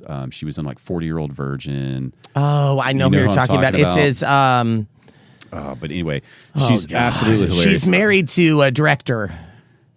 Is that who are you talking about? You're thinking of Judd Apatow's wife. Yes. It's not her though. It's oh my gosh, that's going to drive me nuts. 40-Year-Old Cast. Yeah, I'm like blanking. It's right on the tip. Elizabeth Banks. Oh, okay. Yeah. And she's the one. Have you ever seen that movie? Zack and Miri make a porno as well. Yeah. But have you seen the one where they're all pregnant? No, I have not. It's pretty funny. I don't know if it'll hit as hard like if you haven't had children, but but if you've seen anyone go through a pregnancy, it's pretty funny because everyone has like different roles, and so. She is this woman who thinks she's going to love being pregnant. She's like writing children's books about it. And it's like her whole existence is wanting to have a baby. Yeah. And then there's like a funny thing where her father-in-law is dating like a crazy young woman, and she gets pregnant at the same time. Oh, okay, yeah. And this woman's going to like Pilates. She's wearing heels. Meanwhile, Elizabeth Banks' character struggling. Yeah, she's like putting on weight. She's getting back knee. She's like she's peeing everywhere, like all this stuff, and it's all absolutely hilarious. And then they like really wedged Jennifer Lopez in there as someone who's also having a baby. Yeah, and I was like, I think they put you in here to try to sell some tickets. Like you're super popular, you're attractive, like but it just felt like, man, we really wedged this in here. Yeah. But it was, it's still a good movie. I think that the only thing that I think of Jennifer Lopez really like killing it in is Selena and Monster-in-Law. With oh my God, I'm gonna be a bad gay for because now I've gotten to the point where if I see her in the movie, I'm like, 100%. You know what I mean? Like I'm not really, You're like, oh, that took this movie to a different place. Okay. I'm such a hater for no reason. She's talented. Yeah. But have you seen that clip where I don't even remember what it's from, but she's like doing a documentary or something, and she's walking by her old house, and there's the person who owns the new, it's in New York, wherever she's from, Jenny from the Block, right? Yeah. And they're like, hey, and they're like, hi, and she's like, I used to live here. They're like, okay. And they're like, do you know who I am? They're like, no. What a humbling experience for her. She's probably never had that happen. Like someone just be like, no idea. I shouldn't hate on you that much, but it was like, oh, that felt good. No, it is. I mean, because it shows you that like, they could be just like us too. People could just not know who they are and just not give a crap. Yeah. And it's like, there's 8 billion people in the world. Even if you're a mega celebrity. Yeah. The odds of, a billion people knowing who you are, I mean, what you have to be something like, Paul McCartney, a Spice Girl. Like that might be Taylor something. Swift. Like where you could go to like Venezuela and they know where, like, oh, like, wow. Taylor Swift. Yeah. And so to think that like you just walk up to a house and this was like, it looked like a 50, 60-year-old guy. Like, why would he know you? You know what I mean? He's like, I don't know any of your music. He's like, oh, do you know Sarah down the street? Like, she's been here for 40 years. Yeah. You should know her. Yeah. And I shouldn't hate on her. You know who I've come around on that now I'm thinking like, why did people hate this guy so much is Ben Affleck. Yeah. He took a lot of shit. And lately I've been hearing him in interviews and he talks about his movie knowledge because he directs films and he's an actor. And then you hear like, this guy has a deep love for cinema. Yeah. And we've all been shitting on him like he's gotten lucky because of Matt Damon. Yeah. But he's had some really, I love him again in movies that are like more comedy based too, like Dogma. Yeah. That's a great example. Such a good movie. It's just such a good movie. I just love the way that the director of those movies, their brain works. Another movie that would not be made now because it's too quirky. 100%. But it's a cult classic. It's so good. 100%. Yeah. They're banking now on like so a lot of romantic comedies. We haven't had enough, right? Oh my God, we get it. Love is in the air. Like we're over it. What's going to happen when she goes to this ski town for I the bet holidays? at the end there's going to be some sort of disagreement between them, and then they'll get back together. It's like I'm just ready to see like a death in the movie. You know what I mean? Like spice it up, add some horror. Well, have you seen this romantic comedy? The like now all probably like the Gen Zers on TikTok and stuff. They're pointing out the fact that like wait. So this hussy went on vacation and cheated on her long-term boyfriend with this like ski town fling. Yeah. And it's just abandoned everyone. It's like, yeah, she's kind of terrible. Yeah, like, we're supposed to really be behind her. Yeah, we should really like the guy and just be like, well, I don't know why she left you, man. Like, it sounds like you're making poor decisions, honey. Yeah, dude, like you put her in a house and like you make this good money and you're not treating, like the guy's never like, the story's never like, well, he beats me. Yeah, It's just like, he just doesn't listen. He does. It's like, it's like, well, y'all could talk about that. You can work this out. But. What's the movie with Katherine Heigl and Seth Rogen, Knocked Up? Yeah. Where Judd Apatow's wife, I forget her name, Leslie Mann. Leslie Mann. Leslie Mann. She's going to find Paul Rudd because she can't find him, and she thinks he's cheating. Yes, but he's really just at like fantasy baseball draft, and she comes in. It's like it is that kind of feeling. It's that kind of vibe. Such a good scene too. Yeah. Did you ever watch their follow up? This is 40. Yes. This is 40. The Melissa McCarthy has like a scene in This Is 40, where is she the parent? She's the weird parent. Yeah. That's like, I'm going to string you guys by your neck and drag you through town. I watched that over and over again because Leslie Mann and Paul Rudd are having just such a hard time not laughing, and Melissa McCarthy just keeps going. Have you seen the outtakes? Yes, that's what I'm saying. That's the outtake I'm talking about. Yeah. Well, but even in the real scene, it's like you can tell they're having to cut away fast because there's like you start to see just like the cheeks going to touch. And, but she's like, I'm going to start with Karen Carpenter over there. But see, Melissa McCarthy, great example of very like everyday looking woman. 100%. We know this. You've seen this woman in Iowa. You've seen this woman in Richardson. Yeah. You've seen this woman. You saw her in the crowd on The Voice. So when you were seeing her, you're like, oh, that's another one. Yeah. And like, and she, because of that, her comedy just hits you so hard because you're like, I can't imagine Cheryl talking that way. You know? Yeah. Like, and she's like such a physical comic too, dude, that it makes it so. I think people should bring more slapstick stuff back. I think it's hilarious, and it's physical comedy is really the easiest way. It's a gateway to get people to laugh almost immediately because they feel it because it's a physical thing they feel. You know what I mean? Comedy should have.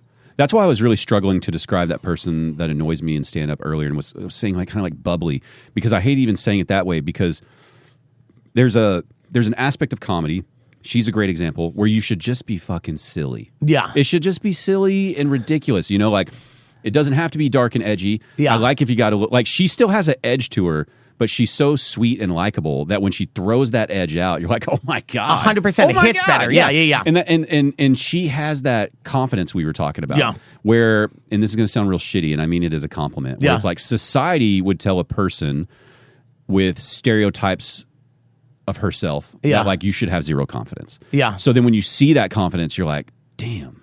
She really like, is out there doing it. And he's like, as a straight dude, it's like every now and then you look at her and you're like, yeah, she is kind of a sexy woman. Yeah. It's the confidence. It's like, if I was single and I was at a bar and she's chatting me up, a couple drinks in, I'm thinking, yeah, baby, you're all right. Yeah. Let's go. Let's go. Let's do this. And not even like a fling. It's like, I might be in a relationship with you. Let's do this. Because honestly, people that can make you laugh, that's the world is so terrifying sometimes that like you need someone to bring you back with a little bit of levity. You start thinking about like, I bet just our outings are going to be incredible. 100%. Like when I invite you to go to just whatever boring thing, you're going to be a fucking Your blast. Commentary is going to be insane the entire time. And you're not unattractive. Yeah. It's just that like, you know, society's like, that type, not but, and it's like, no. I think I'm all in on this type. 100%. Yeah. You know, and something about that confidence and that edge. And then again, casting her for these roles. Yep. How many times has she been a supporting cast? You know, she almost probably stole the show in Bridesmaids. Yep, 100%. I mean, it's like, gosh, she's a force in that, you know? She's great. That movie was so great. Yeah, she's also in, she plays character roles very well. Mm-hmm. But she's also gotten to the point in her career where she's gotten opportunities to play things with like a little bit more meat. Yeah, my wife was watching, it was a movie or a series with her, and it was all very serious, like very relationship-based type thing. I can't remember what it was. And then you're like, okay, you got another side here. 100%. Right. And I think that's, it's so hard to do comedy.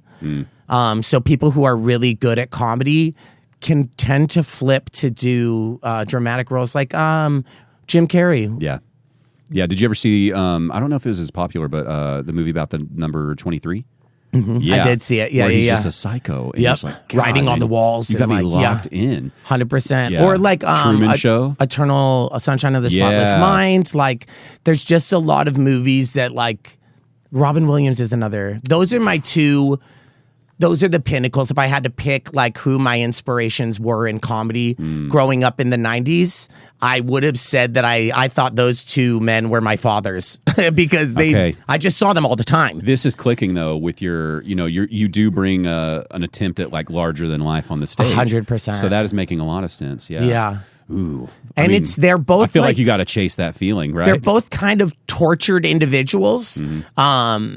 And they both had their own things that I think they went through stuff that was very hard, that it made their perspective on comedy just so undeniable because of those things that they could look past it and find a way to come to a reconciliation with it for themselves. Yeah. And they found it in a funny way because they're just over the top. Like Jim Carrey in oh my God, what was that? In Living Color.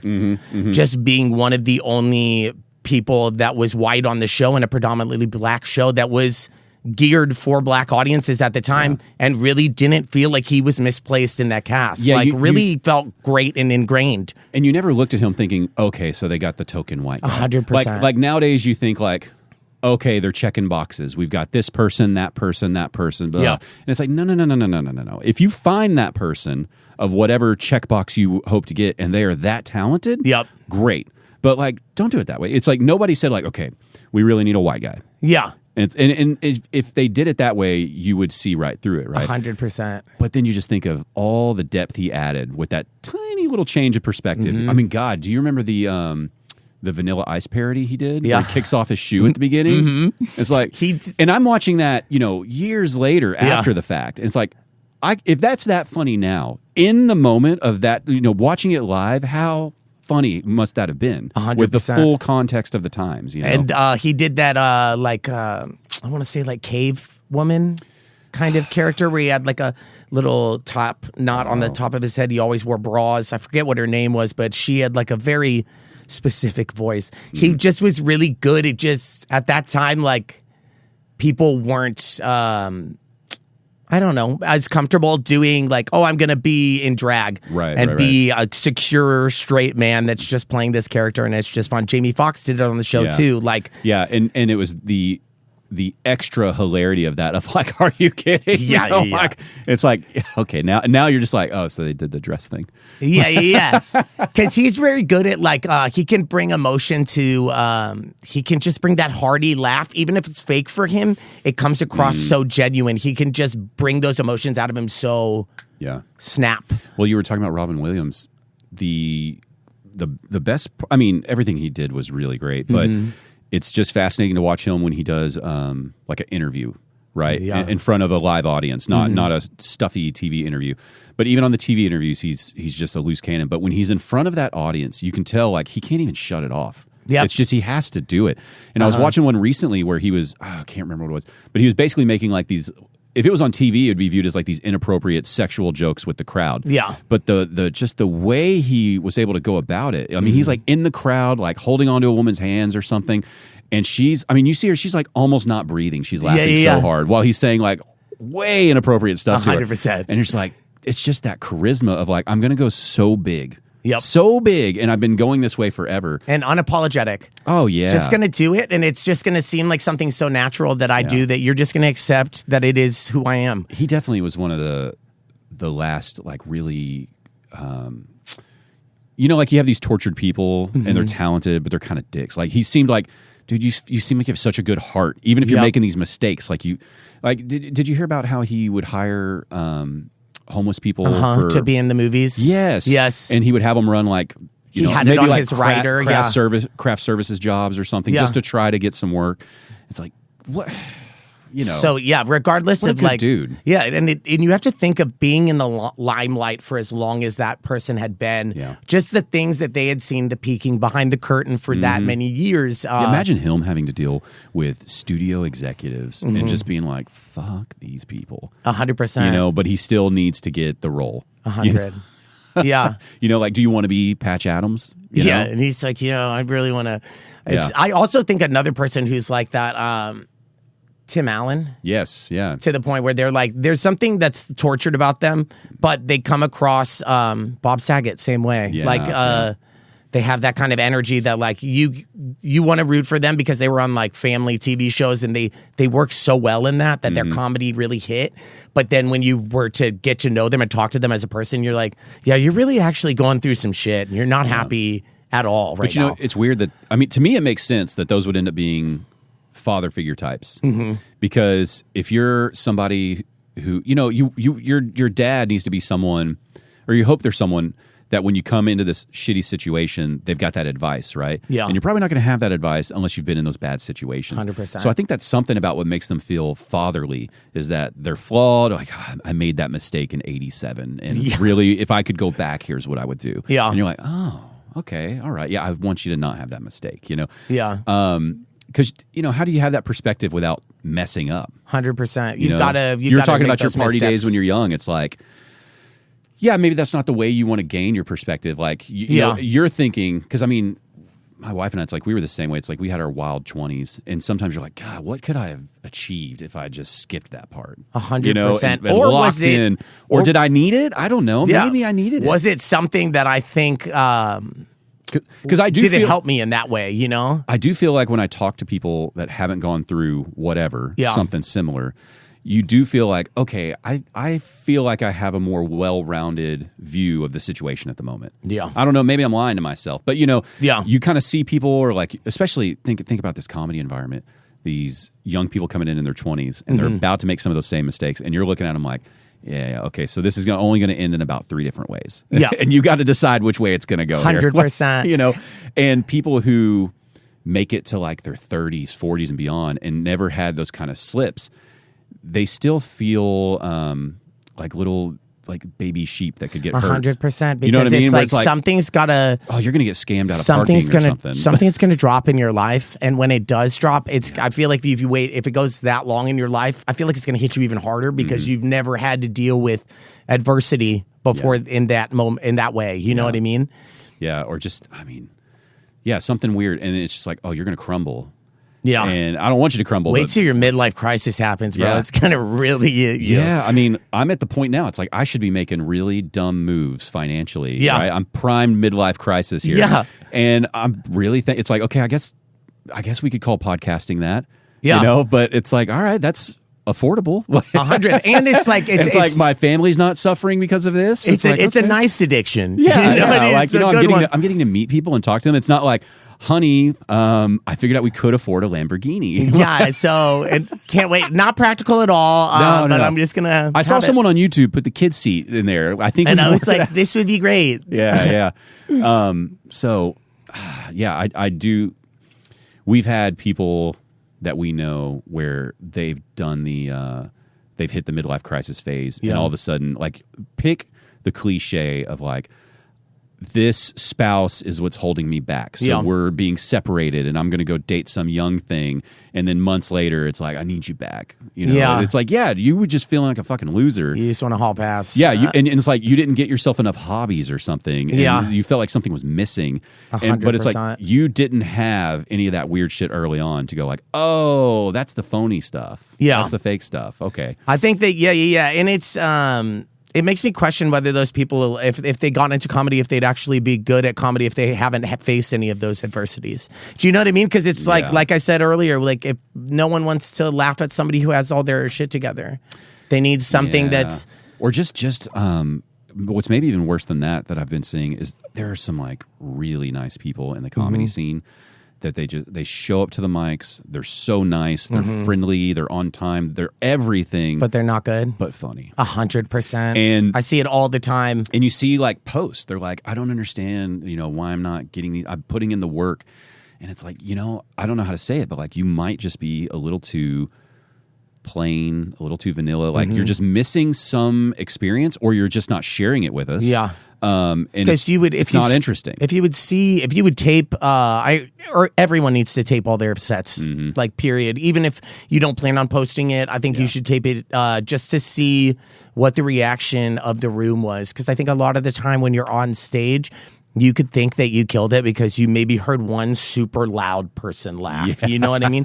But then when you watch it back, you're like, dang, that was the only person that really laughed at that. And it forces you to look at your material and be like, what is there that I could work on? Is this not working? I've recorded this joke 10 times and no one is laughing at any of it. Should I just ditch it or move on to something else? And do you like, and be honest with yourself, it's like, did you even like it when you saw it back? 100%. Are you convincing yourself like it's funny? Yeah. Or do you really think it's funny? I think a lot of Gen Zers, Gen Z comics, the younger comics that are coming in, I think a lot of them just like to see themselves talk.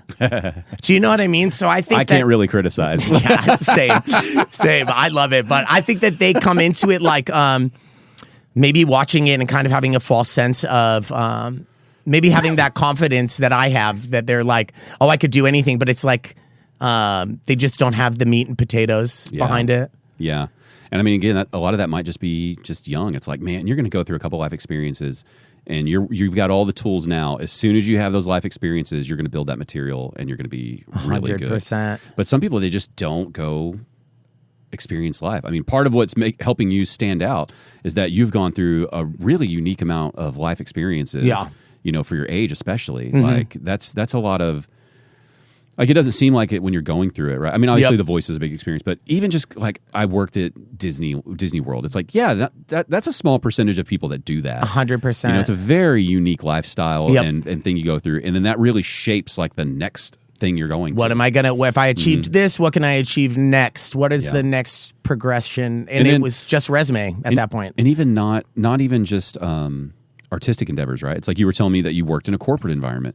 It's like that too. It's like that really shapes a lot of how you're viewing the world now. 100%. Seeing that curtain pulled back on that. I also think that doing the corporate stuff made me realize, oh yeah, I'm an HR nightmare.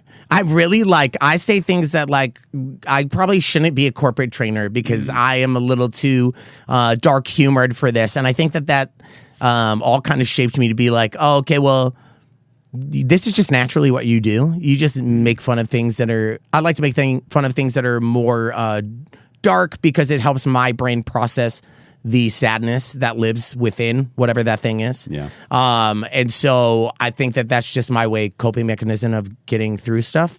And I think that that's something that I honed through the corporate experiences because I was like, so many people came up to me and they're like, yeah, you don't need to meet HR because I feel like they're going to let you go as soon as they see you. And I'm like, yeah, I know. I say stuff that's bad, but. And that's even with the gay guy sassy pass. 100%. You know what I'm saying? So you must have really been pushing it because you guys get away with so much more. We really do. I called someone, I did the Punchline open mic this last week and I called a grown black woman in the audience a bitch. I was like, oh, this bitch. And after I got done, her boyfriend came up to me and her boyfriend said, listen, I can't even get away with calling her that. It's only because you're gay. That's the only reason. You made her giggle somehow. She did. She hugged me and she said, you were my favorite. You're so great. And I was like, thank you so much. You're like, thanks, bitch. It's almost like a term of endearment from us. Yeah. Whereas you say it, or a straight man says it, they're like, no. Yeah, with you're me, not getting away with that. It just sounds like quiet, bitch. And yeah, it's like, 100%. They said, oh, we're whoa. regressing. Let's get we? them off stage. What were the undertones of that? Yeah.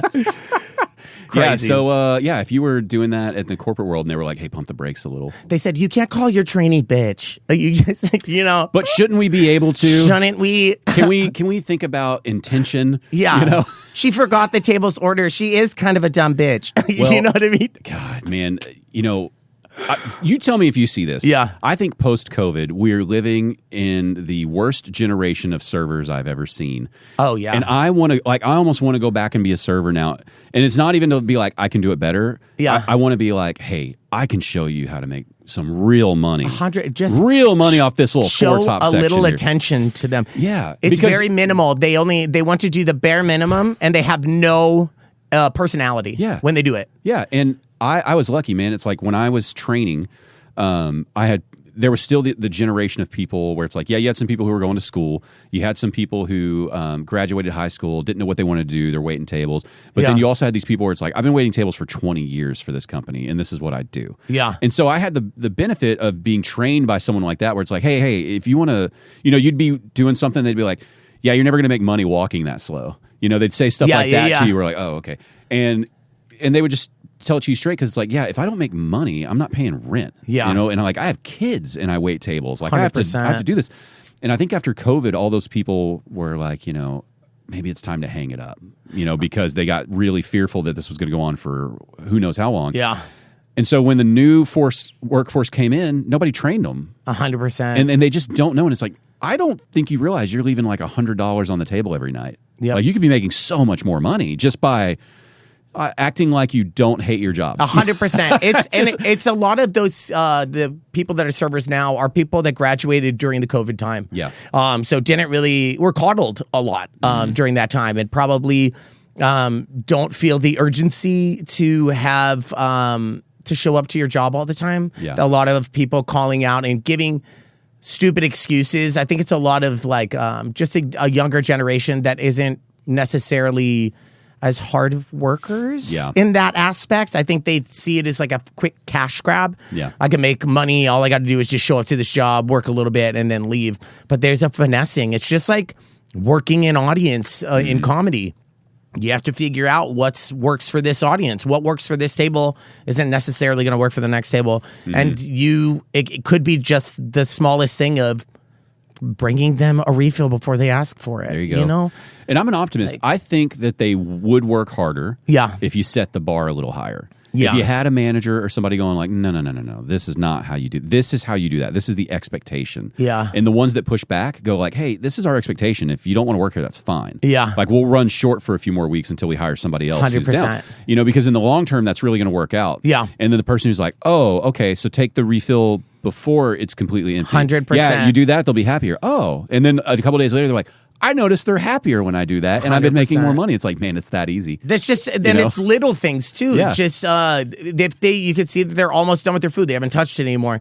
Just have a to-go box behind your backs. Ask them if they need a to-go box. So then when they say yes, boom, it's right there. They'll be like, are you in my mind? And you again, know? And again, like, I don't know, man. We had fun waiting tables. Yeah. You know, we talked shit at work. You had It's also the time that Waiting, the movie, came out. Yeah, and that was the kind of vibe of what working in a restaurant was like. you had all the fun hazing where it's like 100%. we're only doing it because we're about to take you next door and get you drunk when we close the shift Yep. down. Like you're cool with us, you know. Well, okay.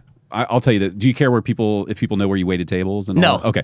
So we both worked at Chili's in Yes. different areas. Chili heads. Okay. So you know all about like, first of all, before I get into that story, the intimidation that people don't understand about the menu test that you had to be a Chili's server. 100%. The person who got me the job, they didn't tell me about that part. So I'm sitting here, you know, a young idiot going like, I got to remember everything isn't on an multiple explosion choice? salad. Yeah, quesadilla. I got to explosion write salad. it out. Yeah. And then my manager at the time, who hasn't hired me yet, Yeah. this is an interview. She goes, okay, so what I'm going to do is I'm going to give you this description here with our margaritas. You pick out any margarita you want. I'm going to come back and I want you to describe it with as many adjectives as possible. Sell it. Yeah, sell it to me. And I'm like, you know, and she comes back and I mess it up and she's like, I'm going to go away, do it one more time because you're doing fine, but we need to do better. Yeah.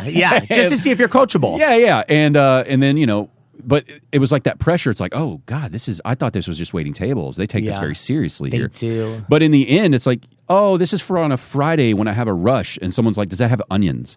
100%. And I can go, nope, no onions. So I don't on have that. to go run to the kitchen and figure out, This is going to help me make more money. But anyway, so all that being said, like I got up to a point where I was training servers. Yeah. And, you know, when you're training, for people who don't know, you're not making any money. You're making like an hourly rate, but you're not making any tips. So you're doing all my work. I'm making all the tips, and that's just part of it. Yep.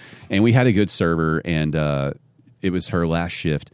And we had never sold like a Presidente margarita while we were in that training phase little with shaker. her. Yeah. Yeah. And so I was like, oh my God, we sold a Presidente margarita. And she's like, oh, okay. I was like, no. This is like, hold on, we got to get people. And she's like, what? And I was like, nobody told you about the Presidente song. And she's like, no. Shut up. You're the worst. You're the worst. So we get like 3 or 4 people, and I was like, it's real simple. It's like a group, like a callback thing. So you're going to get out there with the shaker, and you're going to be like, you got to shake it, and we're behind you. Shake it. Yeah. And then you drink it, and then we're behind you. Drink it. Yeah. And then you go Chili's, and we all clap. Yeah. Right. And so it's so mean. And so we're all going behind her down the area, you know, and she's like, all right, we got a Presidente margarita. You got to shake it. And we had all just turned off on different aisles. And she's all by herself, just looking around, and we're dying laughing, like on our way to the pass out.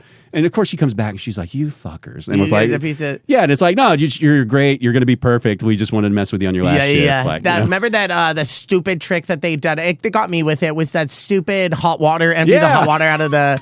And I'm so naive. I'm like, this is my first job. That's in the restaurant industry. I'm like, there for at least 20 minutes trying to empty that water until somebody finally comes up to me, because this is in Virginia. The servers there were not the nicest. It's military bases all around, and no one really loves their job.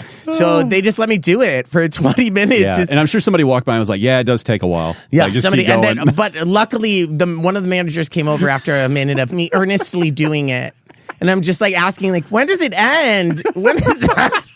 And I'm picturing you so eager at the beginning, like, oh, great, yes. No, Trying to I'll make happily everyone do that. happy, 100%. Yeah, I'm down for whatever. Yeah, we would do, the floor squeegees, squeegee sharpeners, but we'd send you to the other store next door to get it. So we were, because over there in Plano, it's like Restaurant Row. It's like Buffalo Wild Wings, Chili's. There's like a Mexican food place or something. Yeah. So we'd send you over to the Mexican food place to get stupid stuff all the time. And then they would send their trainees over to us to get stupid stuff. So we'd get like, fajita steam. Like, make sure you get the chicken, not the beef steam. Stuff like that. God, trolling these young servers. Yeah. We need more margarita ice. And they'd send them back over with like a 5-gallon ice bucket that had like limes and salt on top of it. And they're just like, I don't know, is this it? And you're like, yeah, just drop it off at the bar. Yeah, the bartender gets it, is pissed. The bartender's like, why do I even have this up here? And now it's my thing to deal with. Yeah, and... But again, it was a great job. Like when I started bartending there, we got, I would get all the day shift servers who got off at like Red Lobster coming over, just drinking, tipping you fat, and they're out of there, by like 5 p.m. Bartenders in the morning can make great money. Incredible. That's what I do right now. I bartend across the street from SMU at this like really bougie restaurant. I want to say the name of it because I eventually, when I'm done working at this establishment, I'm going to have so much material from just working at this establishment. There's just been so many quirky, weird things that have happened that I'm just like, well, I'm wondering where it is now. You'll have to tell me afterwards because we live in the area. So maybe we'll swing by. Yeah, come bother me. Come bother me, please. And we'll just be like, this is the worst service. My manager will be like, I know. We've been trying to get rid of him for years. Well, is that still great? Is that working with comedy? Like, are you able to do daytime? I literally just work from 10 to 3. Oof. Every single day I get off at 3, and that's when my relief comes in. So it's great because no matter what time the show is, wherever it is in Dallas, I'm hungry. So I'm trying to pick up every shift or show that I can. So, yeah, it's very good for flexibility, and I've got a great hourly for what the job is doing it in the morning. Yeah. How much time do you think you're at right now that you are very happy with? Comedy time. Oh, comedy performance. Time? At least, and this is at least an hour. Wow. And it's because I've been doing it for, I think when I first started, I just had to find my own way to get headlining gigs. Just because you know how clubs are, like it's about who you know, it's about how much time you've put in places.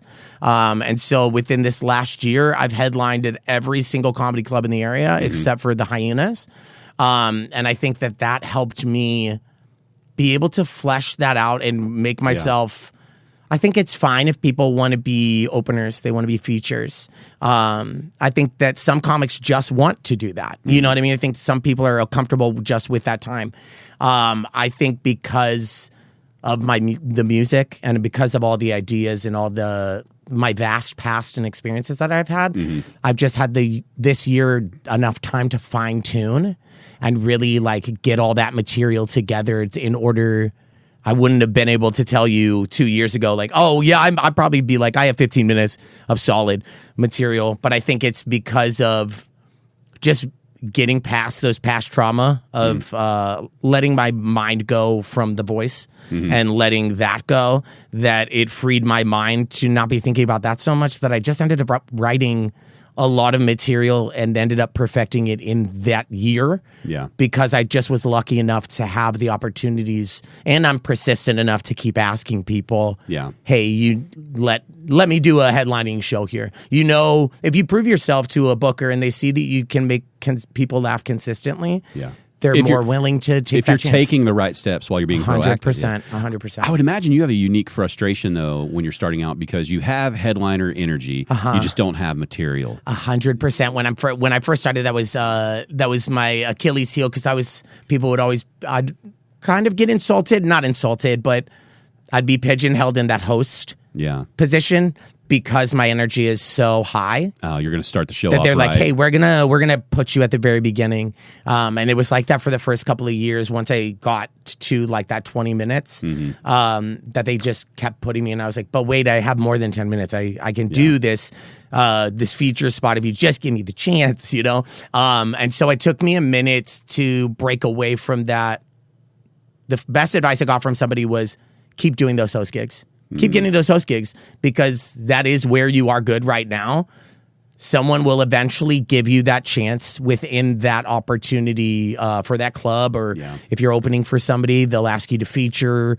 Something will come up. It'll come up, and you're just gonna keep getting better from this, and it made me hungrier to want to get better, to take the time to write, to go to. I'm still doing like 2 to 3 open mics a week, even now, 8 or 9 years into comedy. Yeah. I think that's a necessary thing if you want to keep growing and get consistent. You have to be able to freshen up what you're saying. You still want to be able to deliver a great set, but you also have to fold in things that are new, because people don't want to see you do the same thing over and over and over and over again. Yeah. Are you able to get out of DFW as a headliner yet? Yes, I have gotten, not as a headliner, no, but as like a feature or opener, yes. Not as a headliner. I've been doing a lot of festivals. I'm going to Alaska in 2 weeks to do the Before You Die festival in Anchorage, Alaska. That's going to be pretty awesome. It'll be so fun, and I'm just excited to get to experience a place like Alaska, because I have no idea what their comedy scene could even remotely be like, because it is such a remote like state in general. What are the things that make them tick? I get really excited to go to other states and realize, like, because I'm gay, doing comedy in Texas and starting comedy in Texas has been one of the things that I value the most, because Texas is sometimes very red, that it makes the audience a little bit more resistant to me. So that way, when I go to other states, I'm like, dang, you guys really like me. You guys really, I came out, and it's because I've had to fight in a sea that was overpopulated with so many comedians that and because of its political stance as a state, it just made it more, the bookings just weren't there as much. Yeah. Do you know what I mean? So you kind of just had to make your own way, and that festivals has been the next step for me. It was just like this year doing as many. Last year I did a couple. This year I'm doing more. So it's just... Are you just submitting to what you like and where you can go? Submitting to what I like, getting okay with hearing no from places too, because it's a common thing that's going to happen. We're not going to be everybody's cup of tea. Well, and that was your American Idol training. 100%. You know what I'm saying? It's like, I don't get used to it. Yeah, it's fine. Sometimes it hurts my feelings if I don't get into a festival I really, really wanted. But it's just like anything that anyone really wants in life. You're going to have that disappointment, but it's about what you do after that to be like, okay, cool. Am I going to let that affect me? Or like, am I just going to submit again and be like, hey, I'm here. Yeah. You got to see me. Well, like a recent famous person, like Mark Norman, he just now got his first Netflix special. Like I think it released like today or yesterday. Yeah. And, you know, he's had incredible material for so long. He's got like 1.5 million followers on Instagram. Like he's put in all this work. He has a fan base. This should be like a shoe-in for these streaming sites. And for whatever reason, HBO, Hulu, Netflix, Amazon, none of them bought any of his previous specials. Yeah. And it's like, you know, if even he has to just go with the flow and go like, when the time's right, I guess. 100%, because you can film your own special. The likelihood of somebody else picking it up, if it's not, like if Netflix picks it up, they normally they want their own crew to do it. It's not like they're taking on something that like, oh, you submitted this. We had no production that was a part of it. We are just, I think that you have to be seen enough times, like Derek Strope, what's her name? Leanne Morgan. People that have been grinding for a while are now getting like their flowers. Leanne's been, I don't even know how old Leanne is. She's in her 50s, 60s maybe. And if I'm wrong, I'm so sorry. But it's just crazy how sometimes it takes somebody a really long time. Yeah. Sometimes you could be in a Ralph Barbosa situation. It could be like you just were seen in the right place at the right time. But it's once again about taking those risks and getting out there and doing it. And even that, it's like, let's say you're ready, you're doing it. They would love the material. You know, just doing a couple of these, producing these recordings that I've done. Yeah. You start to realize how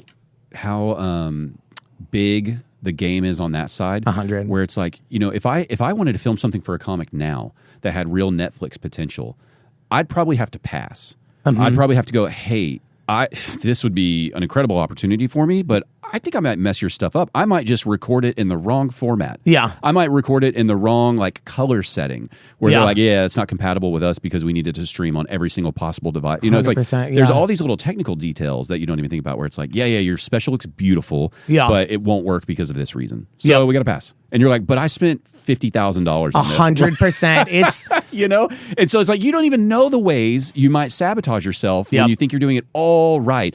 So it's like, hey, just learn. It's like, just do it. Just figure it out. Yep. The only way you're going to learn the things you don't know is by fucking up a lot. 100%. You know? This the last year, the whole point of me headlining all these shows was because I was going to eventually record one of them for a special, like a self-produced special, nothing crazy, just something that could have a good quality on YouTube, not like make it a huge release or anything like that. But I started posting about it, and then immediately after I posted about it, I realized how annoying the production of just the things that you want, specifically working with other people. Sometimes you can communicate that properly. Sometimes things go amiss. That part is really hard. It's like, hey, maybe you and I get along, but when you're telling me your vision, I just don't see it. 100%. I just don't see it, you know? Or you get everything together right perfectly. You have the right setup. You have the right filming. But then the audience is just not there that night. They're there like physically, but they're not there giving you the laughs that would warrant you actually. So it's like the perfect storm that you have to have. So I've literally I pushed it off and was like, I'm not even going to address it. I'm going to... When I'm comfortable and ready to do it, I'll do it. And there's no rush for me to do it right now. You know what I mean? I will say this. I feel like your performance and your material, you stand out in a way where you may not necessarily need a special right now to be memorable. 100. Do you know what I mean? Yeah. I think you can build up your following to a point where people are just like, are you going to put one out yet? Yeah. You know what I mean? And then go, because now I have the fan base, the funds, whatever you need to where I can do, if this show doesn't go well, we can do the next show. 100%. Right? And I wouldn't say that about a lot of people. Like, there's a lot of people where it's like, hey, I think you're never going to differentiate yourself easily. Yeah. And this would help you quite a bit having these clips and things. Yeah. But again, like that response you got from that bartender at Cowabunga, it's like, I have a feeling you get a lot of those responses in that lane at different places. 100%. And you're going to be able to capitalize on that and just keep making kind of connections in that sense. Yeah. Where they're like, I saw him. It was great. I can't even describe it. You got to come see it. I talked to him for a minute. He's nice. He's fun.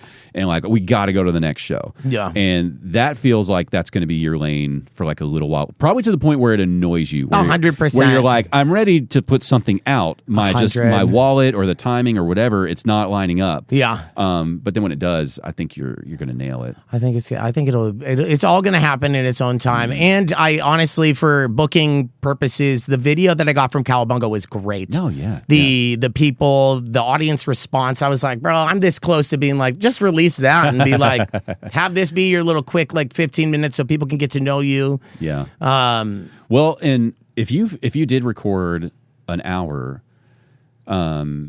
I guess since it's parody, you don't need to worry about licensing any of that song. Yeah, and right? it's all such parody, short clips of it too. It's not even like I do the entire song. It's literally like Well, since the lyrics are different, I think you're protected by parody. You can rip off whatever you want. Yeah, but because I was going to say, well, maybe you release your songs on the clips and then don't do that, but it won't matter. You can do whatever you want. Yeah, yeah. I think the thing I'm going to be that I've been working on recently is because I'm such I'm crass sometimes when it comes to the comedy scene.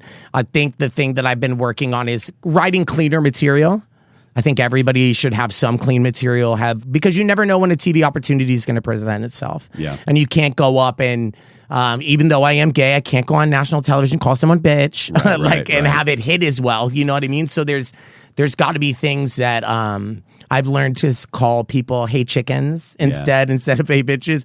It works the same. Girls in the audience still vibe with it, or I call them chicken nuggets, and people are like, okay. Because it's really not the quirky. word. It's not the word, it's the inflection. 100%. It's what was meant. Pick your silly word. Yes. Bitch just happens to be a funny word. It is. And it's just something that's engraved in me just because we grew up in a time where like calling someone a bitch was like very of the time, very of the now, and it didn't mean necessarily what it meant. Right.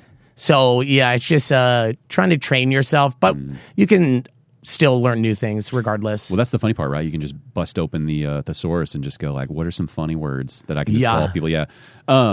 With the clean stuff, do you get to go work at Backdoor much? I have not ever. Okay, so I went to their first that's open where you mic. Stretch the clean legs. 100%. I went to an open mic just to catch the vibe this last week. Not this past one, but the week before. Because Linda had seen me at the Best of Fest for the Plano Comedy Festival, which I won, and she hugged me afterwards and was like, that was so funny. And I was like, really? You enjoyed that? I didn't think you would enjoy the crassness. She's like, it's great. She's like, I want you to come to Backdoor sometime just to see how it is. And she's always been like, no pressure, because she knows, Yeah. Well, and she's just that way too. Like, so sweet. Such a great like pillar in the community as far as like great energy. I've begged her multiple times to come on here, and that's the thing I've noticed about her personality. She could just not like me in the show, but I've never picked that up in my interactions with her. Yeah. Right. But for someone who wants to be on the stage and be a comic, when it comes to that part, it still feels like she's very much like, well, not me. 100%. Nobody wants to hear that. I'm like, they all want to hear it. See, Linda. it's also, and I think it's goes back to what we were saying earlier about how like even when I was off The Voice, I had that insecurity of like, am I good at this? I feel like the older we get, the more we question things, and I feel like she's so humble too, that she is so great that she probably just has a different view of herself than everybody else has of her. I 100% think that's what it is. It's just whatever view she has created in her mind, she's not getting past that. Yeah. Because she knows she's funny. It's undeniable that she knows the response she gets when she goes around. One of my favorite things with her, it's like, I feel like I can recite her material.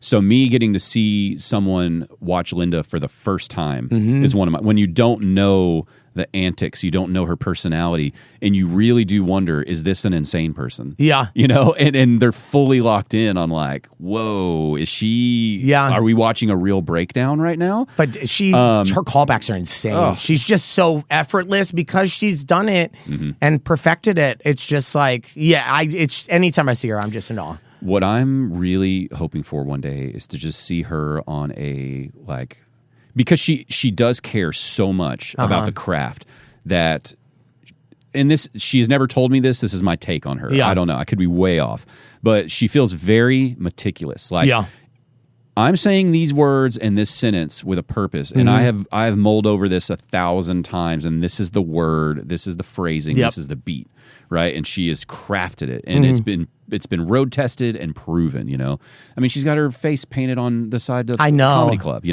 And insane. What I would love to see is if she could ever cut loose and get into like a don't give a fuck kind of thing. 100%. Because I don't even get to hear stories from her. I hear the stories from other people about her life and her upbringing and all this stuff. And it's like she's got this rich, deep life that she hasn't even tapped into on stage. And it's like, Linda, I feel like you have like 8 hours worth of material, and I want to hear all of it. Yeah. And so I would love to see her. I mean, could you imagine her seeing her on like not like an open mic level, but something where it's like she's just testing the new material. And it's like, God, what do you have that you're holding back for whatever 100%. for whatever reason? I don't know why. And I know, like, if you get on stage, you want to get the laughs, but it's like the thought of seeing Linda take a risk bombing would just thrill me to see, like, 100%. What does she have that I've never heard? Because I know what you're giving me is not everything you have, like, in terms of she's got some things in reserves. Well, I mean, and it might just be things in her life that she might just hasn't gotten the time to find the funny in. Sure, you know what I mean. That's what I'm saying. I would just, whatever it is, I'm on board. Yeah, like, I would love to see it too. I'm ready to hear it. I'm ready to watch you work through it for a couple years to see what gold you're gonna. I would like to see her. Like, because she does clean shows. I'd like to see her on a dirty show and see what the version of Linda is as dirty. Yeah. You know what I mean? Like, what is that in you? Yeah, I don't know if I've ever really heard her swear even. Me neither. That's why conversation. She's so nice and just very, she's just a great person. When I walk into Backdoor, I was like, when I walked in the first time, I was like, I just feel so pure. I feel like this is where people don't say bad things. Yeah. But then the people at the bar at Backdoor are wild. Yeah, they get that karaoke going next door, and it's crazy. It's a fun time. And then, of course, like the comics, it's like they're naturally more of like just a debaucherous crowd. 100%. It's like they do the clean comedy, and then they go over here, and it's like shots, karaoke, and it's like they're back to being themselves. Yep. But in their open mic, they're getting a crowd that doesn't go anywhere else. Yeah. That Richardson crowd that they have built at Backdoor, they go to Backdoor. It's because it's been there for so and long. And they're paying money to watch the open mic. Yep. And I know it's only like 50 seats or whatever, but still it's selling out an out, open mic 100%. that you're charging money for is a big deal. Yeah. And they consistently do it. Yeah. And that crowd, they're not going to Dallas. They're not going to Plano. They're not driving to these other areas. They're all Richardson locals that just want to be there and like get the so catch. They've tapped into this market. They're building their own scene there. That's and it's weird too because it's not people that are consistently affiliated in the comedy scene. It's just people that live in Richardson that are checking out the club, and then they're getting repeat business off of that, which is interesting. And the last open mic I went to, there are faces there that I don't see anywhere else 100%. performing.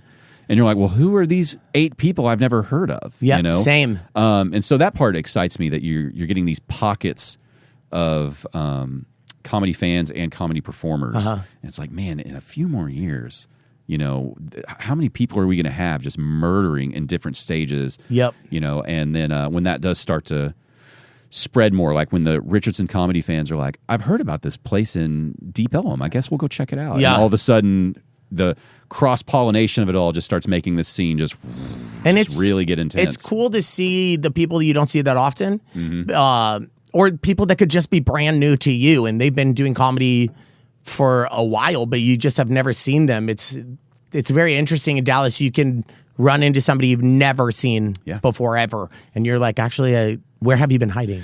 Seriously, I mean, half of this podcast is me going like, I'm so embarrassed I haven't watched you yet. You know, because there's a lot of good people. Too many people, yeah. And there are a couple really great people that I message them and I'm like, please tell me when your next show's coming up. I'm trying to make one. And I'm sure at some point it feels like this asshole always asks for these flyers and never shows up, you know? But I'm like, listen, I got a life. I got 100%. I'm trying to get there. I can't go to four shows a week, you know? 100%. But they still send me stuff and I'm like, I will get to one. I gotta see this. I hear so many great things. I know you're already funny just by your references. I just want to see it. I just want to see it once. It's persistence. It's if they keep sending it, like eventually, sometimes I hate boosting flyers to people on social media, just in like Messenger, because sometimes I look back at like the people I send it to and I'm like, damn, that's all I send you is flyers, man. That's all I send you. And it's a part of the grind. But a person like me, it's more like, thanks for sending it. I genuinely have so much going on. I need the reminders. Yeah, 100%. You know, like if you send it to me, oh, that's right. You do have this thing coming up next week. Let me talk to the wife, see if she wants to go. If I'm going to go by myself, I need to get a friend to go with me. Like, let me know. And, you know, I like it, but you don't get what you don't ask for. 100%. Right? Yeah, that's why it goes the same thing with bookings too. If you're not asking for the opportunities, there's so many comedians in this area. How are they going to remember to remember you? Do you know what I mean? Yeah.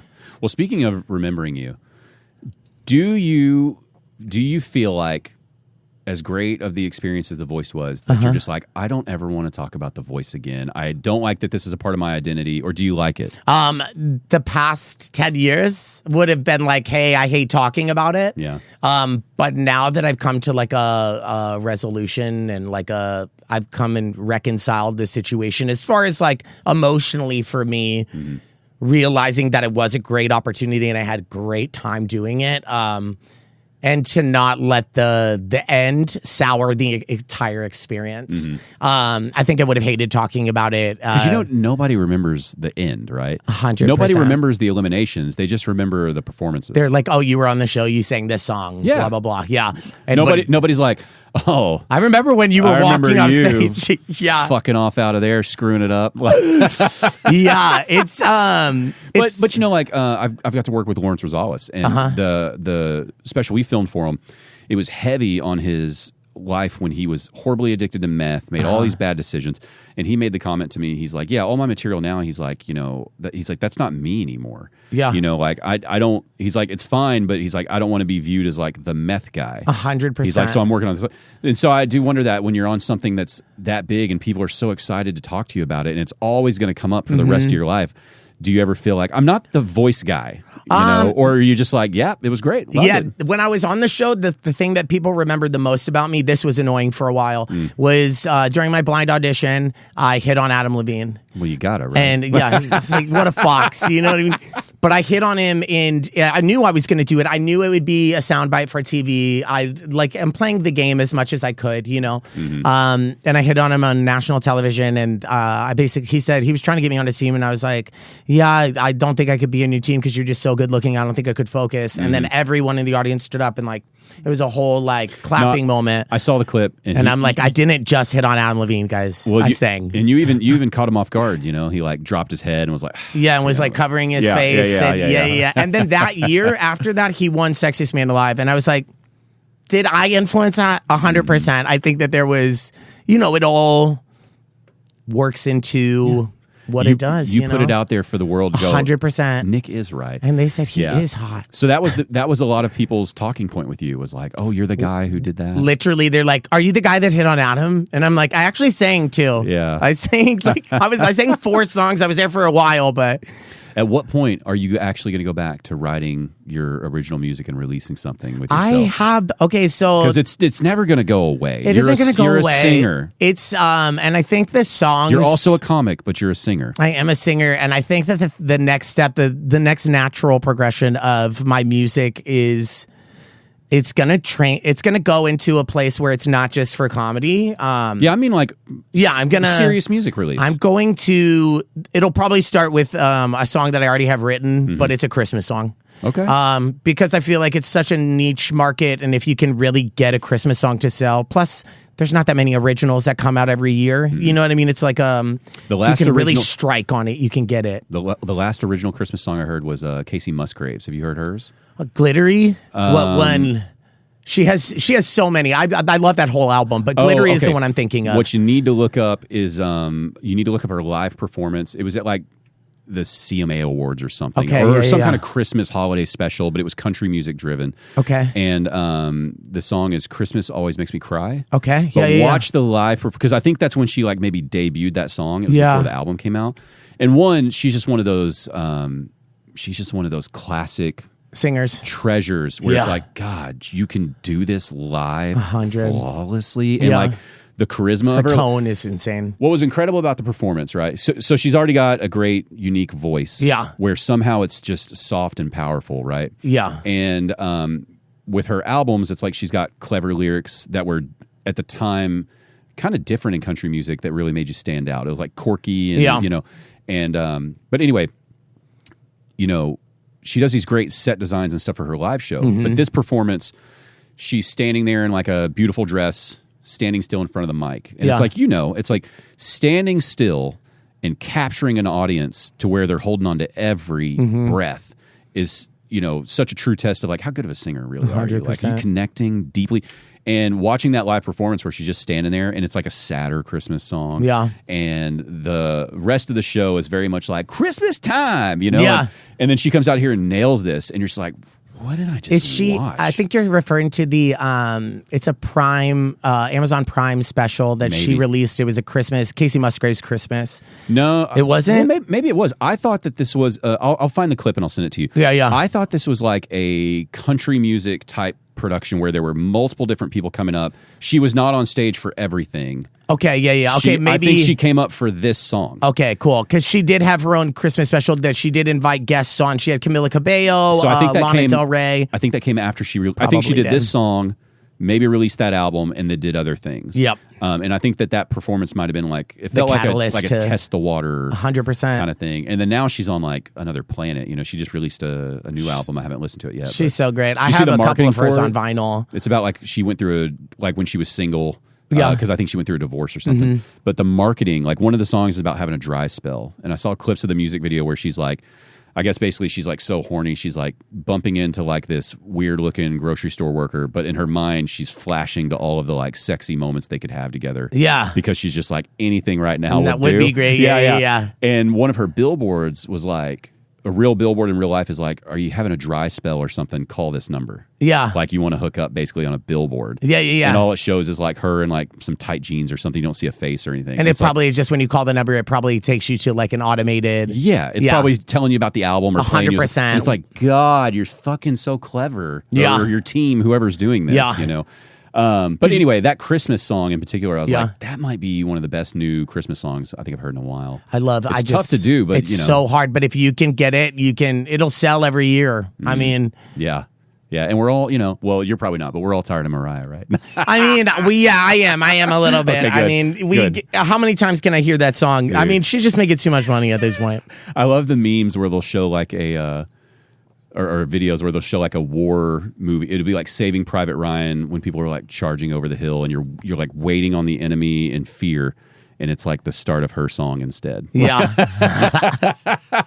But if you what lane is your more serious music? What would it be in? Is it pop music? Is it like, I'd say it's like more. It's like soul music. I sing a lot of the songs that I sang on the show were a lot of in the same vein of what I want to do.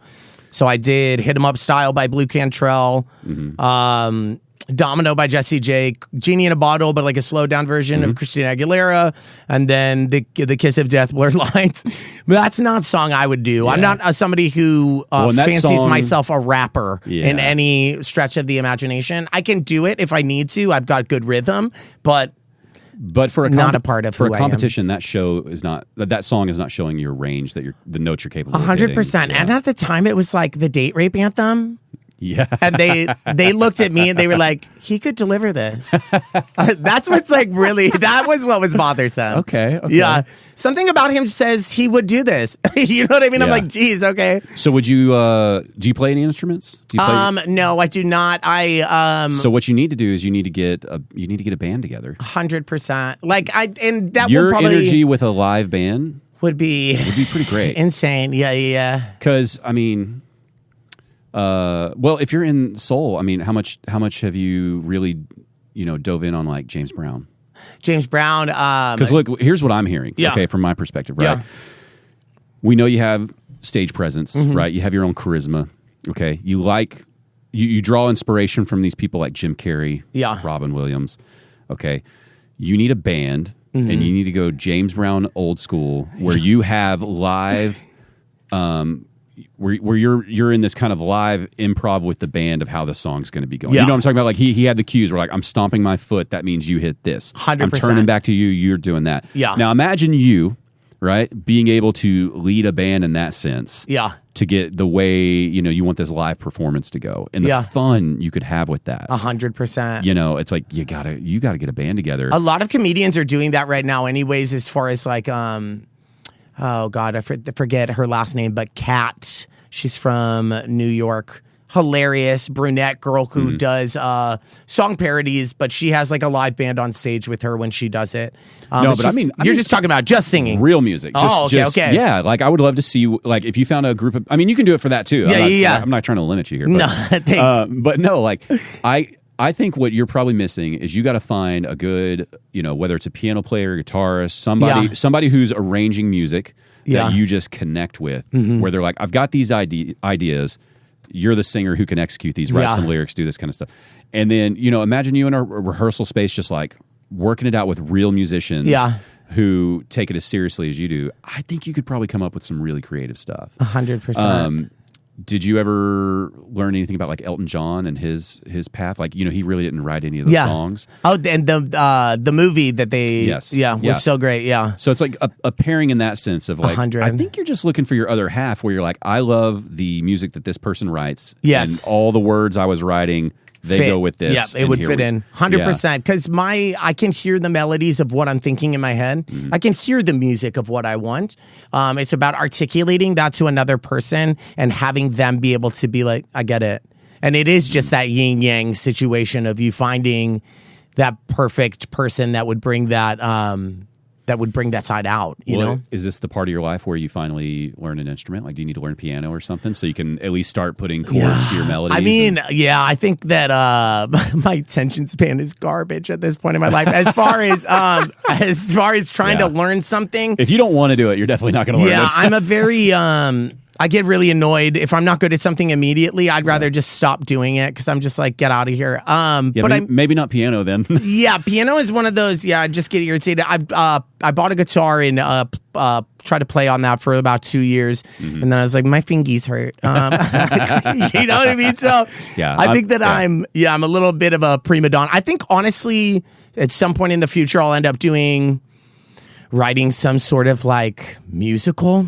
I wouldn't be opposed to that avenue. I think that eventually, once I get settled in, because I'm so full force on comedy right now, which you should be. Yeah. Once I do that and I'm successful at that, which I think is on the precipice, I believe in myself enough, and I'm just that hungry to want to keep going. Mm-hmm. And my husband is very supportive as far as he's a big boy job. He works high up for Fogo as one of their like executives. Mm-hmm. So it gives me the opportunity to, during our vows, he said, I understand that music and doing comedy is something you want to do for the rest of your life, and I will always be here to support that. Mm-hmm. So I think that's something that I'm very lucky to have because, it's a very inconsistent business. You never know. And trying to explain why you're out 4 nights this week, Yes. That's, While he's at home taking care of a 9-month-old puppy, and he's like, you're the one who got this dog. What are you doing? Yeah. And then, they're like, oh, so y'all were you did comedy and then you did some shots. And then and trying to explain like, well, there is a community. That, and it's kind of a business. It's the vibes of you.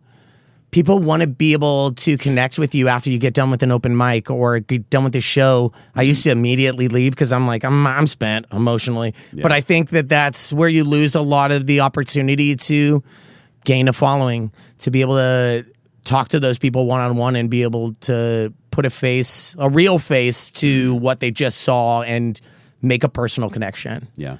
Yeah, especially at your level where you're not a beginner. Yeah. But there's still these levels you want to go to. 100%. The biggest thing you have right now working for you is being able to make a connection with that audience where when they go to work Monday, oh, we saw this guy is hilarious. You got to check him out. So, I mean, that's your calling card right now. Because the average person, it's so hard to get people to just feel like you're worth not only following on social media, but like keeping up with it on social media because the algorithm's always working against you.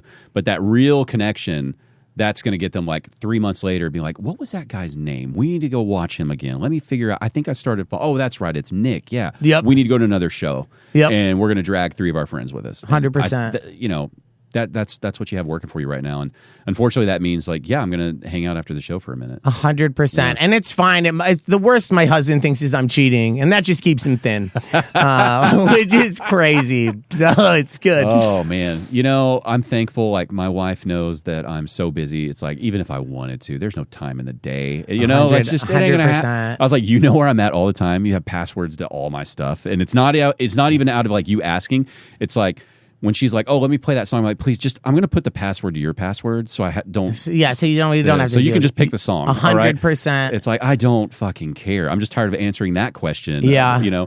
And so I am thankful for that because, I mean, even though like everything's filmed, it's like, oh, so you just went to your podcast studio and had an interview with some woman for, 2 hours. It's like, yeah, but so you're like it wasn't. Well, you'll see the cut footage. You'll see everything. Yeah, but it's like thankfully, when you have a spouse who understands, it's like 100%. It makes such a big deal. And you need that balance of like somebody who he has the structure of allowing me to still be able to live out my childhood fantasy of like being an entertainer. Like that's what I'm meant to do. And as long as it's going to take me to do it, I'm going to keep going and keep doing it. I'm pretty stubborn. So you're one of the few people that have made a statement like that where I really like believe it, Yeah. Because you've seen so many people say it where they're not even convinced. 100%. And you're just like, hey, you don't have to tell me that line. Like, just you're trying something. It's okay. But no, I mean, I feel it, man.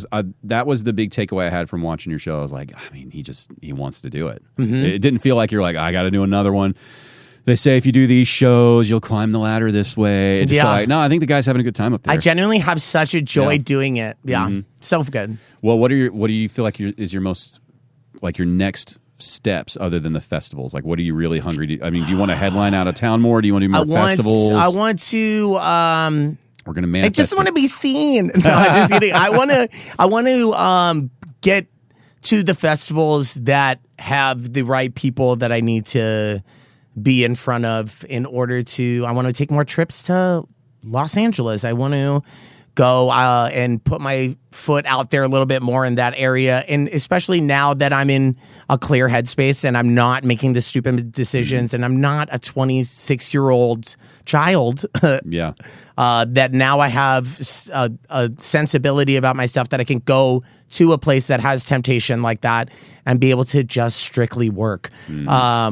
I want to work with more comedians. I feel like the more comedians I work with, the more, if you're smart, you can take something away from every single person you work with. You can find something that they do in comedy that works for them, that gives you a perspective on, oh, okay, well, this is something so uniquely them that works for them. What is a way that I can integrate that or some of my own similar, what's my own unique thing that I bring?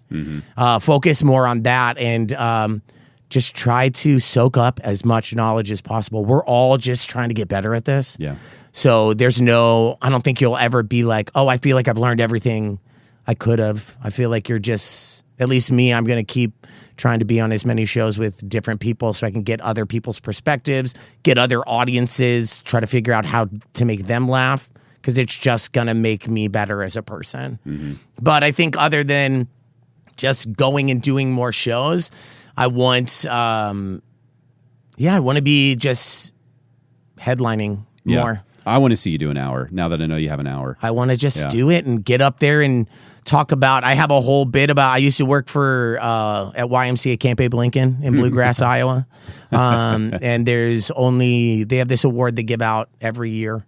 And it's like the spirit of Camp Abe Lincoln. It's like the person they best feel like exemplifies who is the best role model for the children. Yeah.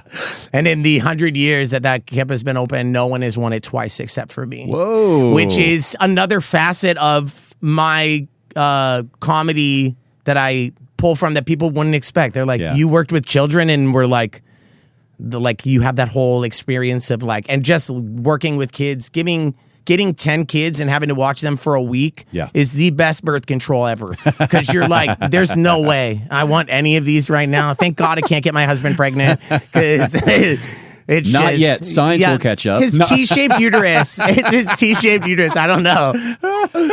Yeah. Listen, I want to end it on that. I appreciate you taking the time. Anytime, man. Thank you for having me. Yeah, and anytime you want to come back, and man, I'm excited to see what happens over the next year or two. See what you come up with. Thank you so much. I can't wait to see all the things that you have going on. It feels like you keep growing as far as you keep developing as much as you do these podcasts, and now you're doing these live productions of tapings. That's a whole nother level of stress. I'm just proud that you've taken those steps to do it. Yeah, I'm excited. What's the preferred platform you like people to follow you on? Instagram, Facebook, all the above? It's all the same on Instagram, X. I don't use it that much, but Nic without a K. TikTok. Yeah, it's at MrNichHawk, at Mr. Nic Hawk, Nick with no K. All right, perfect. Well, thanks, man. Thank you. The I'm a Fan of podcast, music, comedy, and more.